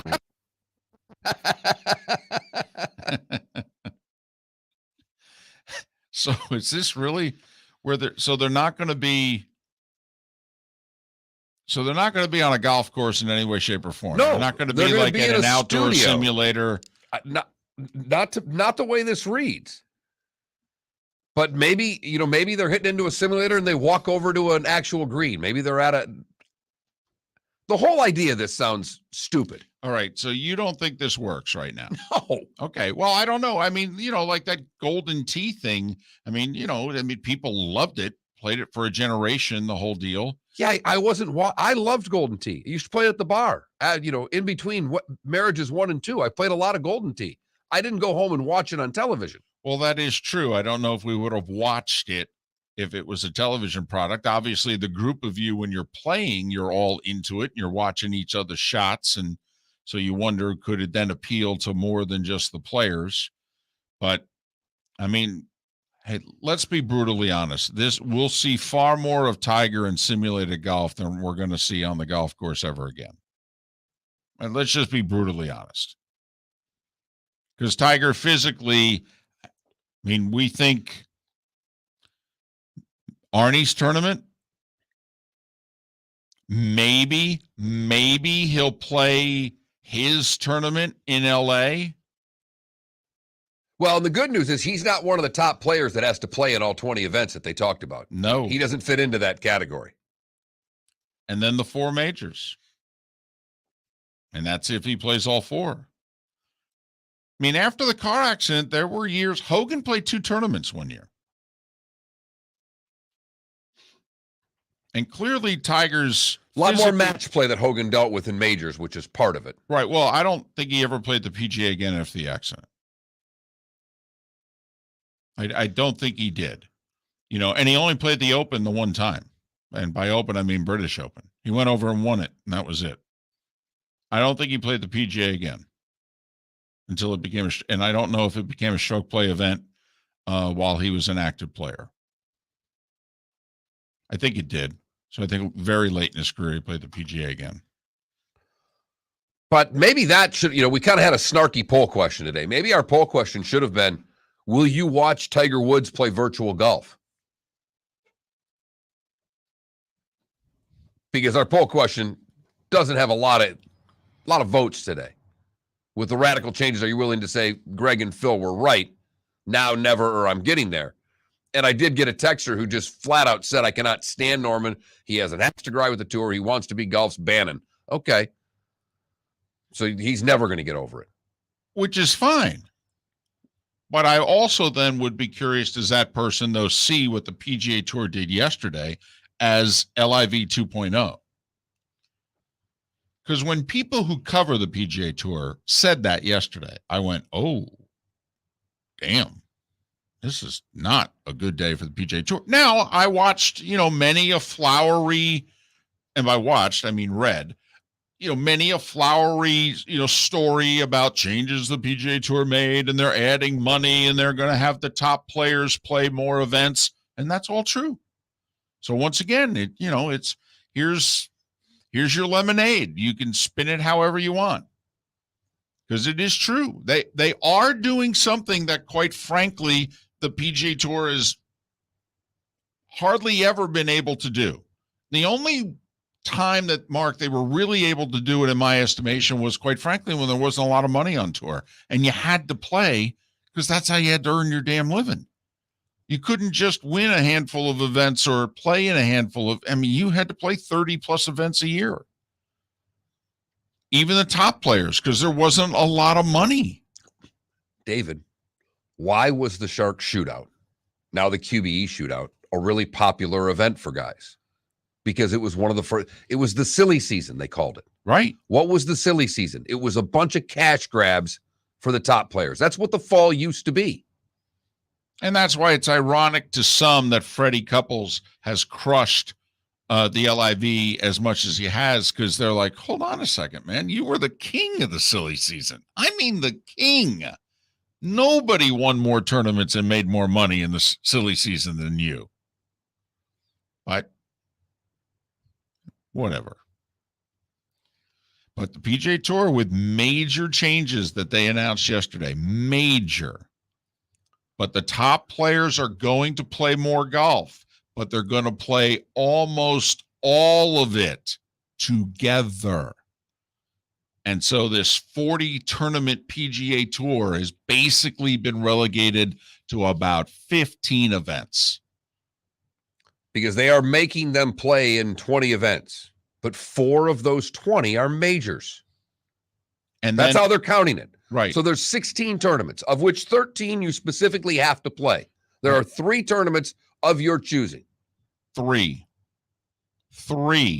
And they're hoping that with those 3 extra tournaments that they can take the top 30, 40 players and get 10 of them at each, if you will. Good luck. Good luck. Can't wait to see what the field's going to be like for the AT&T Pebble Beach Open. Well, also, the quote-unquote top players, and that's how the PGA Tour defined it yesterday, the quote-unquote top players. Yeah, there's only 20 of them. All righty then. So the Tour Championship's not even good enough. Well, and also it means Adam Scott, by the way, is not a top player. He's like 32nd in the world right now. And if you take out even the LIV guys, he doesn't qualify. To me, it will be interesting who's top 20. I mean, I keep going back to this. Why was Ricky Fowler at that players meeting? I have no. I mean, he had no. Other than Tiger needed someone to ride on the plane with, I'm trying to figure out why Ricky was there. I mean, the only reason he kept his tour card is because of the LIV golfers who defected. Otherwise, he's not top 125. By the way, John Rahm was not at the meeting. Ricky Fowler was and John Rahm wasn't. Now, I hope that was just a schedule thing, but somehow I don't think it was. And I am very curious as to why that is. Rahm not playing along with the ideas of Rory and Tiger? Don't know. I want to find out. I do. I find that curious. I hope it was just that was a personal scheduling thing. Sorry, guys, couldn't make it. But that to me was the name on that list that wasn't there, in which I'm like, why in the world is John Rahm not in the room? And I was more on the why in the world is Ricky Fowler in the room. So. And curious, text the show. 21,000 is the number. If you never texted, FSN Radio is the keyword. Are you interested in watching Tiger Woods play virtual reality golf? I'm not. And I'm watching every time Tiger plays, you know, David, I'm stopping what I'm doing to watch Tiger play golf. I'm not watching it hit the ball into a television screen. Even though if that's the only way you can really see Tiger play golf? Yeah, I don't care. Okay. It's not golf. All right. Fair enough. What's next? The Top Golf Open? Listen, cornhole is televised. I don't watch that either. Okay, but it's getting more TV. I mean, the joke was there was more cornhole on ESPN this year than there was NHL regular season. Now, most of it was on ESPN Plus, but you know what I'm getting at. So who knows what people watch anymore, Mark? I mean, remember, you and I said the whole Thursday night first round NFL draft thing was the dumbest thing we've ever heard. So maybe Tiger's out ahead of the curve. Boy, I hope not. I really hope not. If this is the future, David, I'm going to start reading books again. One thing I will say, though, it's just a Monday night thing. So, you know, it's not getting in the way, supposedly, with any of the other tournaments and that deal. Maybe it's just a bunch of guys talking trash. Oh, they better fun. be gambling their ass off then. Yeah. Flat gambling their tails off doing this. I mean, that's what I'm wondering. How informal are you going to make this? And without Phil, how are you going to really gamble your tail off? And then is somebody going to curse? I mean, come on now. We need a barstool element to it, don't we? Miller and Moulton, the Florida Sports Network. Mark Miller for SWFL Golf Carts or online, flgolfcarts.com. If you're looking for a golf cart, an e-bike, or an e-motorcycle, go visit Alex and the gang at SWFL Golf Carts. flgolfcarts.com online. Check out their whole inventory. If you're looking for a custom cart, they can take care of you. 2-seater, 4-seater, 6-seater, they've got you covered. E-bikes, nobody better for value and service. E-motorcycles, check them out. Again, flgolfcarts.com. flgolfcarts.com. Golfers, are you bored of the same old driving range warm-up routine that's not getting you the results that you want on the course? Power up your golf swing by adding resistance bands to your range sessions with the Orange Whip Golf's Power Strap Kit. Featuring band attachments to your feet and hips, Power Strap resistance training will boost club head speed, increase power, improve flexibility, all with just a few swings. Buy a Power Strap Kit today. Go to orangewhipgolf.com and use code Miller10 to receive an additional 10% off the already great price of $119. If you own 6 Southwest Florida Napa stores and were a big NASCAR fan, wouldn't you put the two together? How about bringing Chase Elliott to Fort Myers? Friday, August 26th, Chase Elliott will sign autographs at the Napa store on Boy Scout Drive in Fort Myers beginning at 11 a.m. The best way to get in line, stop by one of the 6 family-owned Napa Auto Parts stores. Stop by the Napa Auto Parts stores in Fort Myers, 1820 Boy Scout Drive, or 4175 Palm Beach Boulevard. You can go to Cape Coral at 1220 Vizcaya Boulevard, 532 Pine Island Road in North Fort Myers, 17284 San Carlos Boulevard in Fort Myers Beach, or in Punta Gorda at 1810 Tamiami Trail. Sign up for your chance to meet and get an autograph with Chase Elliott. coming Friday, August 26th at the Napa store on Boy Scout Drive starting at 11 a.m. You were listening to Miller and Moulton on the Florida Sports Network.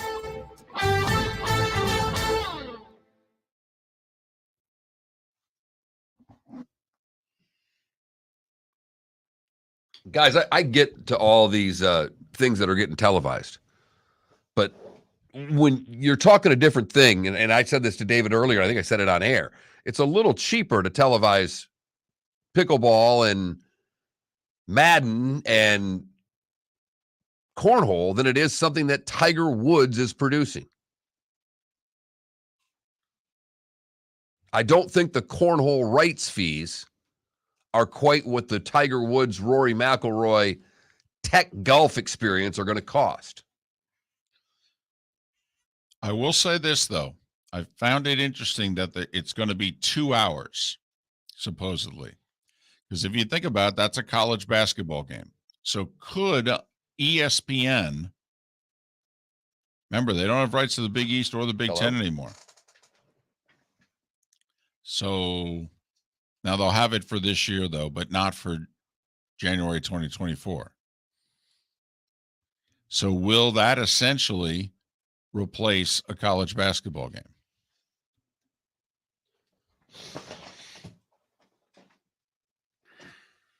So that's what I'm wondering. I wonder what the difference in the prices of the cameras are for something like cornhole versus something that has Tiger Woods. Just the small stuff like that, equipment and stuff. Oh, yeah. I mean, the production costs are much less. Yeah. Everything about it's much less.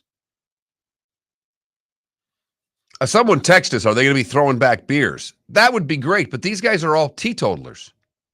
Most of the tour is a bunch of guys you wouldn't want to hang out with, particularly the Americans. You're right. And the funny thing is the Europeans are all going LIV. They're living, baby. That's the guys. Yeah, because they're living. Want to watch. LIV. In. If America has the best slate of golfers in the world, what's the second best country? Australia? The UK? No. No, I'd go Australia. Spain, South Africa would be close right now. Did you see the Cam Smith stat, by the way, that somebody figured out a couple days ago? Mm-mm. He makes a birdie on 38% of the greens he hits in regulation. Wow. Damn. That's making a lot of putts. That's like our buddy Azinger said. Guy makes putts. Apparently the student loan forgiveness thing happened this morning. Unbelievable. Wish my kid would have taken out student loans. Yeah, I know. Right? I mean, I only I know. worked my ass off to pay for all I of his know. college I and wish get him debt free out of school. I wish I didn't pay for my daughter's education.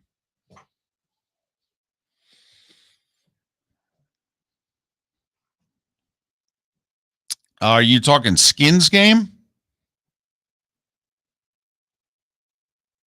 I thought the Skins game was on It was on after Thanksgiving. was it? Yeah. Okay.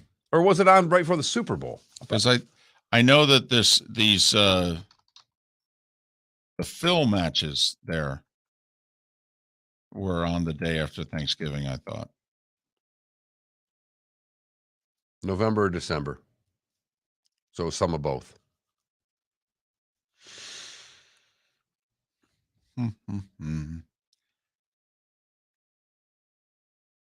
Yep, that's it. You're right, Bray. Unbelievable. You know, Mello, and that's great. So you saw Trout and Ohtani, right? $13. Were you okay not using cash for anything?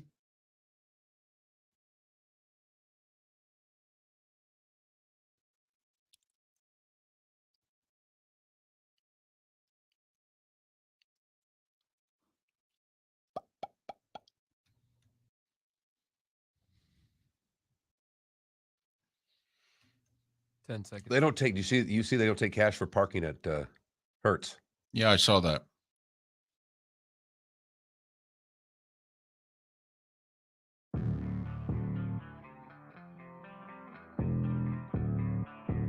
Thanks for listening. And now, more of Miller and Moulton on the Florida Sports Network.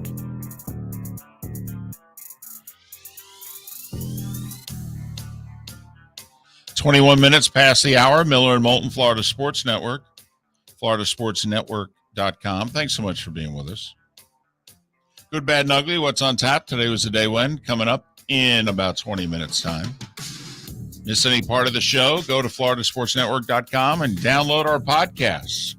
Had Mark Packer from the ACC Network on last hour. Also had Daniel Wallach, who's arguably the preeminent sports betting attorney in the country. Co-hosts a terrific sports betting podcast called Conduct Detrimental. Talking about the state of Florida taking on the federal government, trying to get the deal they made with the Seminole tribe to be legal. Seems like they're trying to draw to an inside straight. To put it in the most simple gambling terms I can, David. And in a nutshell, it's pretty simple. Florida and the Seminole tribe believe that if they set up a betting parlor in your downtown and they put Seminole tribe on it, that's now Seminole tribe land.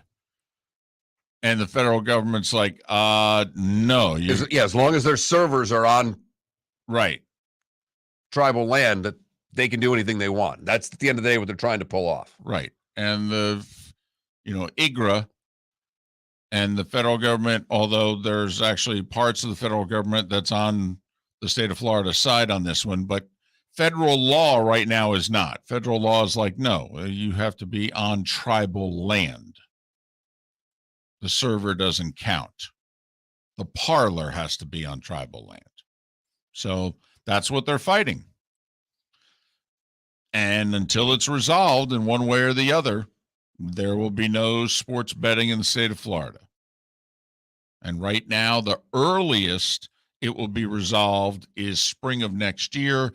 But there are two levels of appeal past spring of next year, and you got to figure whichever side loses in the spring will appeal.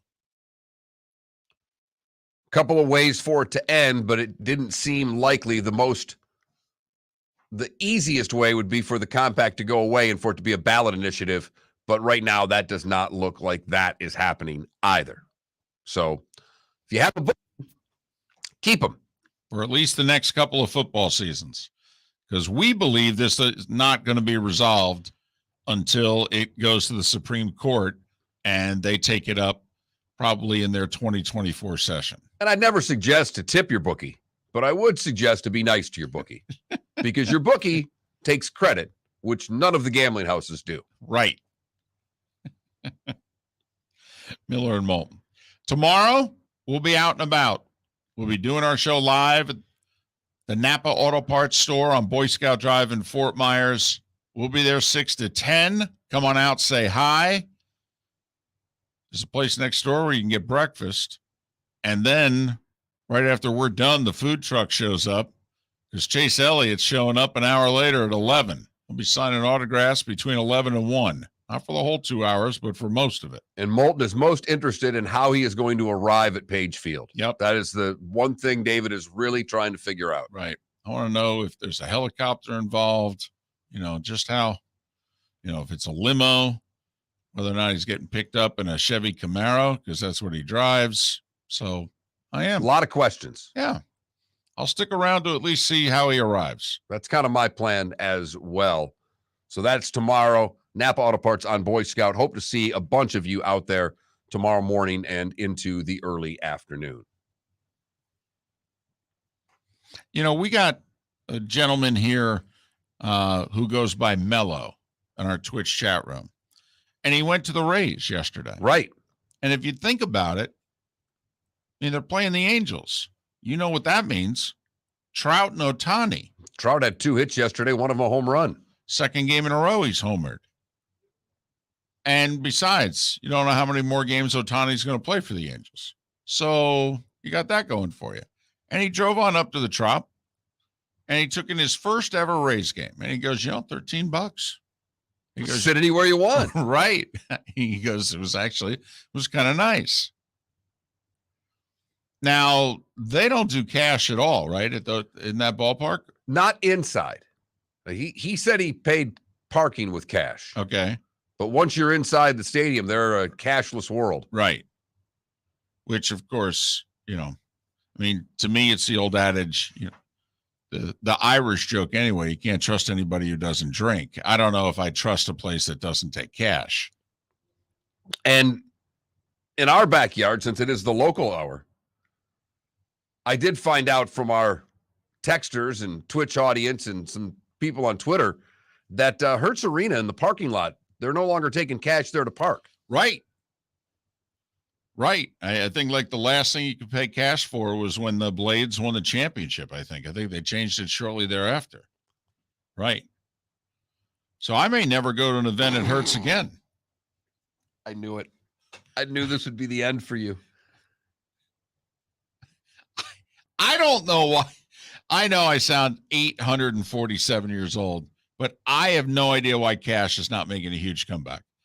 With all of the security concerns that are out there, all the scamming that's being done, all the information that is being stolen from us, and all of the things that we have to do to prevent it from happening, what is simpler and easier than taking money out of your front pocket and handing it to somebody? I don't have to worry about anything being stolen. David, it's why I am trying so desperately to bring you back to the golf world. Because I play with a bunch of guys that are older than me. And you know what happens after every match? We have to pay for our gambling. Right. And you know what no one says? Can I Venmo that $30? Everybody just pulls up their wallet. There you go. And all cash. Yeah. And not only that, you don't even get robbed anymore. Why? Because they think none of you are carrying cash. So there's no sense, accosting someone for their money. They're not carrying it. Sense in their right front pocket if you're lucky. Right. It's another reason why we should go back to cash. Not so you can get accosted, but because you're not going to be accosted because nobody thinks you have it. What do you got today? What do you got on you today? Well, I went to the bank. I went to the ATM recently, so I think I'm thick for me right now, David. I went to the bank yesterday. Let's see. I'm loaded. I have $16. I am loaded today. I got a little bit more than that. Oh, Not money. I've got like 130 on me. Oh, wow. But that's not, that to me, you're not carrying real cash unless you got $400 or $500 in your pocket. Felipe, how much cash you have on you right now? A $2 bill for good luck.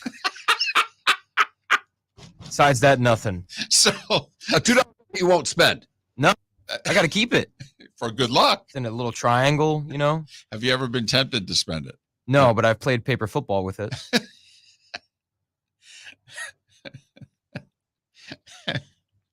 I need some cash. I drive you crazy because I have more business cards in my wallet than I do bills. I have no idea why, because I don't do business with I was going to say, so. I got some credit cards, I got a driver's license, and I've got cash. All in that convenient, really high-tech wallet I have, the high-end paper clip there, David. I like it. It's like the flip phone of money clips. Right. Exactly. It's pathetic. I love the $2 bill for luck, though. So were you given that by somebody, or did you just, stumble upon it and said, I'm going to keep it? I think I was given it. No, I think someone, like a cashier, gave it back to me as change. Wow. I was like, oh, this is special. This is special right here. So I kept it. Those used to go a long way in the strip joints. I don't know anymore, Felipe. Throwing twos in the air. Keep them for luck, too. Yeah. That's outstanding. Miller and Moulton. So hope to see you out at Napa tomorrow, Boy Scout Drive. We'll be doing our show. Chase Elliott will be there at 11. All right, signing autographs for most of the time between 11 and 1. No guarantee if you show up that you'll get an autograph, but, you know, you can purchase some food and have a good time and that sort of deal. But we'll sign one if you want. Right. You know what it'll be worth? Less money than Felipe has on them. If you own 6 Southwest Florida Napa stores and were a big NASCAR fan, wouldn't you put the two together? How about bringing Chase Elliott to Fort Myers? Friday, August 26th, Chase Elliott will sign autographs at the Napa store on Boy Scout Drive in Fort Myers beginning at 11 a.m. The best way to get in line, stop by one of the 6 family-owned Napa Auto Parts stores. Stop by the Napa Auto Parts stores in Fort Myers, 1820 Boy Scout Drive, or 4175 Palm Beach Boulevard. You can go to Cape Coral at 1220 Vizcaya Boulevard, 532 Pine Island Road in North Fort Myers, 17284 San Carlos Boulevard in Fort Myers Beach, or in Punta Gorda at 1810 Tamiami Trail. Sign up for your chance to meet and get an autograph with Chase Elliott. Coming Friday, August 26th at the Napa store on Boy Scout Drive starting at 11 a.m. Golfers, are you bored of the same old driving range warm-up routine that's not getting you the results that you want on the course? Power up your golf swing by adding resistance bands to your range sessions with the Orange Whip Golf's Power Strap Kit. Featuring band attachments to your feet and hips, Power Strap resistance training will boost clubhead speed, increase power, improve flexibility, all with just a few swings. Buy a Power Strap Kit today. Go to orangewhipgolf.com and use code Miller10 to receive an additional 10% off the already great price of $119. Mark Miller for SWFL Golf Carts or online, flgolfcarts.com. If you're looking for a golf cart, an e-bike, or an e-motorcycle, go visit Alex and the gang at SWFL Golf Carts. flgolfcarts.com online. Check out their whole inventory. If you're looking for a custom cart, they can take care of you. 2-seater, 4-seater, 6-seater, they've got you covered. E-bikes, nobody better for value and service. E-motorcycles, check them out. Again, flgolfcarts.com. flgolfcarts.com. You were listening to Miller and Moulton on the Florida Sports Network. You just have the one. No, Can I grab them now then? oh, I'm sorry. I just had this one with Yeah. me now. The other one's in the house. Then I'll either run by your place or meet you at Napa because I just want to set everything up tonight because we're going to use those tomorrow. Oh, okay. I mean, I could just meet you at the place. Yeah, I'm probably going to get there about 6:30. Okay. They close at 7. He's going to let us set everything up Okay. Well, and then lock it down. what if I just meet you there? That's fine. Let me put it in my phone.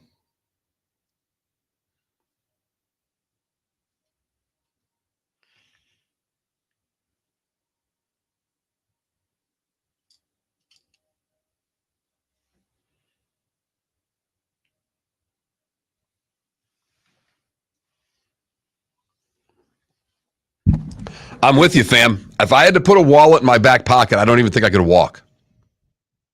Not even if it was this small. I haven't carried a wallet in my back pocket in over 40, probably 30 years. It's a front pocket money clip. That's all I use. It's all I've used forever. I don't like things in my back pocket. I mean, really, that's the only thing I keep in my back pocket. And I only put my wallet in my back pocket, although I broke the habit about 7-8 years ago of sitting on my wallet while I drive. So I take the wallet out of my back pocket when I drive because it altered my back and my posture. No, it did. I'm 6 inches thick. You got a brick under one cheek of your ass when you're riding around, for crying out loud. Exactly. Why is your one hip higher than the other? Sir, far too much on the right side of the lane. Why is that? I don't know. I'll show you why. I usually have my backpack with me, so I just put it in my front pocket. Oh, there you go. Yeah. Really making it easy for whoever's listening to mug me right now. All the spots. Why? To take the $2 that you have in there?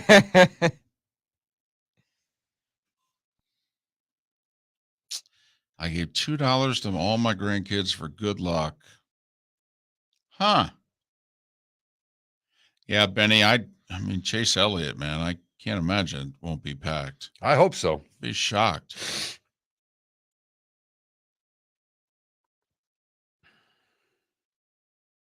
Be a bad sign. I think we'd get that answer.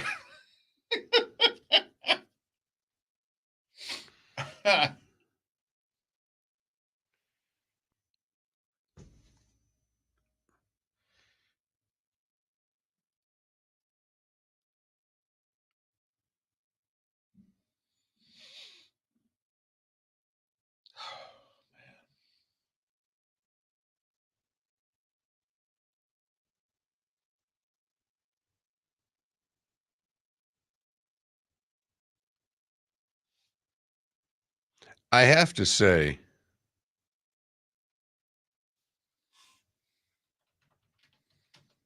if pre-pandemic, I doubt we were canceling an entire practice because there was a stomach bug going around. That's fair.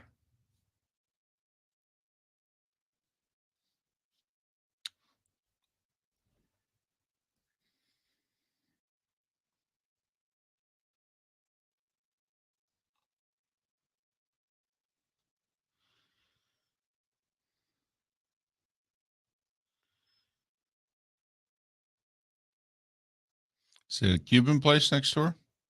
It's actually Argentinian. It's called Pilar, Pilar. The one in this shopping mall right here.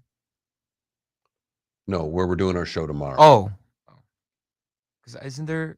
I thought there was like an art, something like that in this shopping mall right here. No. Mm-hmm.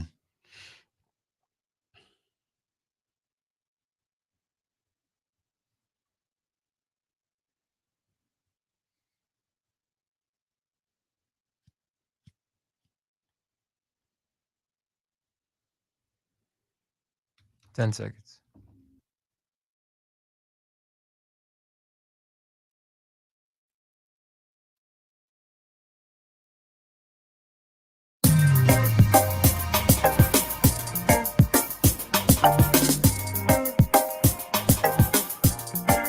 Welcome back to Miller and Moulton, only on the Florida Sports Network. 22 minutes before the hour. Miller and Moulton, Florida Sports Network, floridasportsnetwork.com. Miller and Moulton brought to you by Clutch Vodka. Tastes great, smooth.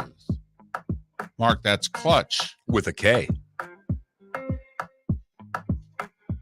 Anthony's got to be excited about football season. Start breaking out those football-themed bottles. He's got deals with the Dolphins and Jags, and he's going to have deals with other franchises as well. Those two, I think, are the only ones for this year. Everything else is down the road. Right. Big year for the Dolphins, though. 50th anniversary season of the perfect season. A lot of hype around this year, as we know. Speaking of the Dolphins, they reportedly, Mark, but I'm not taking it with a grain of salt because it was reported widespread. Yeah, too many people reported it. And by not just the South Florida media.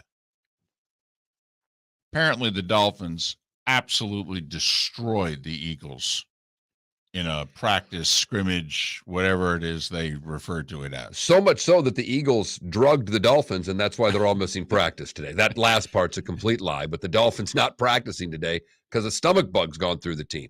And Mike McDaniel said, we don't really know where it's coming from, so we just shut everything down for a day. But by all accounts, they had a really good yesterday. Apparently, the Dolphins' offense destroyed the Eagles' defense. And the Eagles have a decent defense. And apparently, they couldn't cover anything. Tyreek Hill just ran by Darius Slay, and it just went right down the line. Tua apparently was on his game, and for whatever that's worth, you know, an offense based on speed, I mean, it's the same way in every sport. I mean, when it's on, as they say, David, speed kills. Right, because the only way to stop speed is to somehow, some way catch it so that you can hit it. Well, if you're faster than me, it's really tough for me to catch you. Can't hit what you can't see. Right. So, and the Dolphins defense apparently got the better of the Eagles offense. That was competitive by all accounts, but the Dolphins defense was better than the Eagles offense yesterday. So, but no practice today. Dolphins have a stomach bug going around and they'll sit it out. It's time for someone to take back this segment, if for no other reason than to stop David from talking about Meghan and Harry. Here's Mark Miller with Today Was the Day When. Did you see when they were like out of the house on like a out of town visit for a couple days, and you know the Dolphins? No, Meghan and Harry. And No, I missed that. Apparently, like the bedroom caught on fire that the kids were in. I did see that. That would be disconcerting. Would have never happened if they'd have stayed in the castle. Been 74 people watching that room at all times, David. That's true. We will upon to start, though. 1875 today, Captain Matthew Webb makes the first unassisted swim across the English Channel. It took him a mere 21 hours and 45 minutes. A mere? Yes. Okay. 1910, Yellow Cab is founded. 1924, Walter Johnson throws his second no-hitter. It was 2-0 in 7 innings, but somehow this one counted. I didn't think those 7-inning no-hitters counted, David. They're not supposed to. That's why I kind of brought that up. When was this? 24. Wow. Damn roaring 20s. 46 at the Portland Golf Club, Ben Hogan wins the PGA, the first of his 9 majors. Today in 1950, Sugar Ray Robinson KO's Jose Bazarosa to win the middleweight crown. 1960, the AFL started placing names on the backs of their jerseys. 68, Arthur Ashe becomes the first African-American to win the U.S. Singles Championship. Today in 1970, Elton John's first U.S. appearance at the Troubadour in West Hollywood. Today in 75, David, Bruce Springsteen releases this little album called Born to Run. I heard it did pretty well. Well, it was on the cover of Time and Newsweek at the same time, so. I don't know why I left this on there, mainly to find out if you watched the show, and my guess is you did, David. Today on ABC in 1979, the premiere of Heart to Heart. I was not a Heart to Heart fan. All right. My Aunt Kathy, though, was. So by choice, I watched it. So I knew of the show. All right. She and my mom were not living together yet. They moved in 4 years later, but she was, I believe, a big Robert Wagner fan. I mean, it was 79. I'm 10 years old. What else was I? I'm not going out. You watched all these terrible shows. Those shows on television were kind of like the phase, our supergroup phase. Don't you look at the Heart to Heart shows as kind of like Supertramp, Boston, Kansas, Styx, Foreigner? Yes. You know, we thought they were good then, and in retrospect, they really weren't. Some of them were. Right. Some of the music you hear now, and you go, "Oh, that's catchy." That, you know, all right, and you start singing along. Just like some of those shows you stumble upon, you go, "I remember this one." As Mello says, Mrs. H was hot. There's no doubt there. 1985, Dwight Gooden becomes the youngest pitcher to win 20 games. He did it at 20 years old, 9 months and 9 days. 1986, Mark McGwire hits his first major league home run. 96, Tiger wins the U.S. Am. For the third time. And in 2019, Rory wins the Tour Championship. It was with 15 million chump change back then, David. Yeah, please. I don't know why you get out of bed. Those born today that are no longer with us. Ivan the Terrible, the first Tsar of Russia. George Wallace, Monty Hall. Loved Let's Make a Deal. I didn't. Really? I really didn't. I have more respect for it now than I did when I hated it as a kid. My favorite part of it was it was the only show that I ever remember, by the way, they'd come back and they go, well, you know, we basically got everything wrapped up and we still have 2 minutes to kill. And so then he'd walk into the crowd and say, open up your purse. What do you have? Yeah. Who has a button? Right. If you do, I'll give you $50. Yep. Does anybody have a safety pin? Exactly. Right. It was the only show like it. It also was the only show that didn't time out. What do you mean you still have 2 minutes to fill? Isn't there a producer here? Althea Gibson born today, Sean Connery born today, and Regis Philbin also born today. Those that are still with us, Raleigh Fingers is 76, Rob Halford, lead singer of Judas Priest, is 71, Elvis Costello is 68, director Tim Burton is 64, Billy Ray Cyrus is 61, actor Blair Underwood is 58, Albert Bell is 56, Claudia Schiffer and Robert Horry are both 52 years old today. And that, David, is today was the day when. Big Shot Bob. The original Big Shot Bob, right? Since you were mentioning people whose birthdays were today but no longer with us, Ted Kennedy died on this day 13 years ago. And I don't know if this is a discrepancy with what you have, because sometimes, Right. your list and my list are a day off. But I have The Wizard of Oz opened in U.S. theaters today in 39. And you know how sometimes it's in one theater for a week? That's what it was, because it opened in L.A. Whenever I did it a couple Right. days ago, it opened in L.A. And so it went widespread apparently today. Did I hear, are they actually thinking of remaking that? There's Well, why not, David? Because they can't come up with an original idea anymore. Goodness sakes, just stop already then. Honestly, just stop. I saw a great thing that Twitter account, The Sting, went through all the movies, and I think it was of 96 or maybe 92, 30 years ago, just movies by month that came out. And he kind of put, everybody's saying it's people not going to the theaters. He goes, how about the theaters aren't making movies anymore?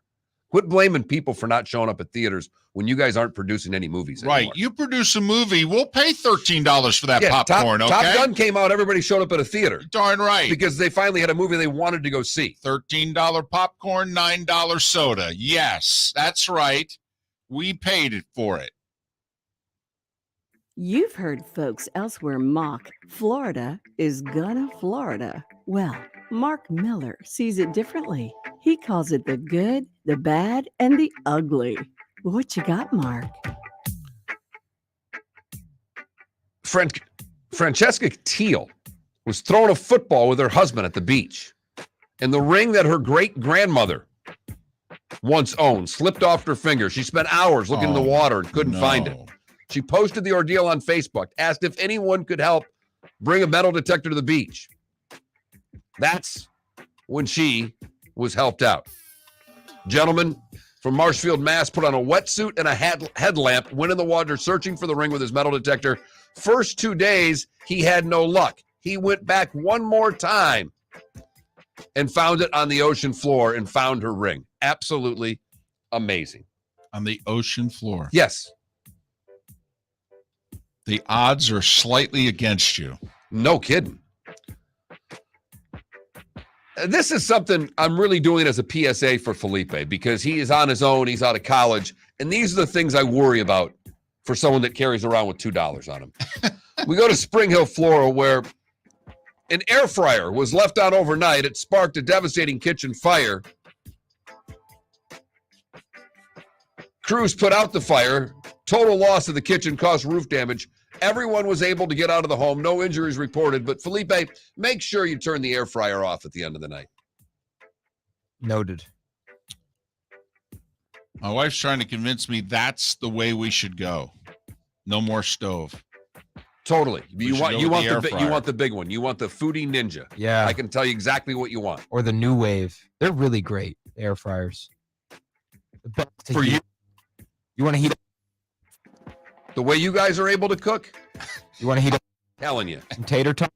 Throw them in the air fryer. And Mark being very polite there.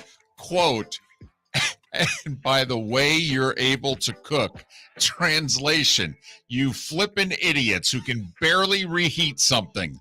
This would work for you. For the ugly, we go to Lehigh Acres, where lights and protective pinwheels meant to protect kids waiting for a school bus along a busy road were stolen. Are we serious, people in Lehigh Acres? Come on. Bad enough. I mean, we made the hot dog guy move. Now this. No idea who took them.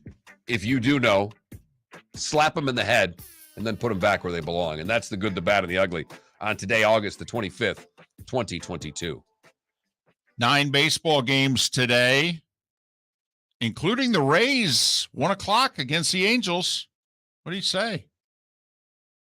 Get in the car, go. Trout and Ohtani likely to be in the lineup. The Mets are hosting the Rockies. And I mention that not because I root for the Mets. I mention it because, Mark, this may be the biggest betting line I've ever seen in baseball. So DeGrom pitches tomorrow. No, DeGrom pitches tonight. Oh, so DeGrom's thrown tonight, 360?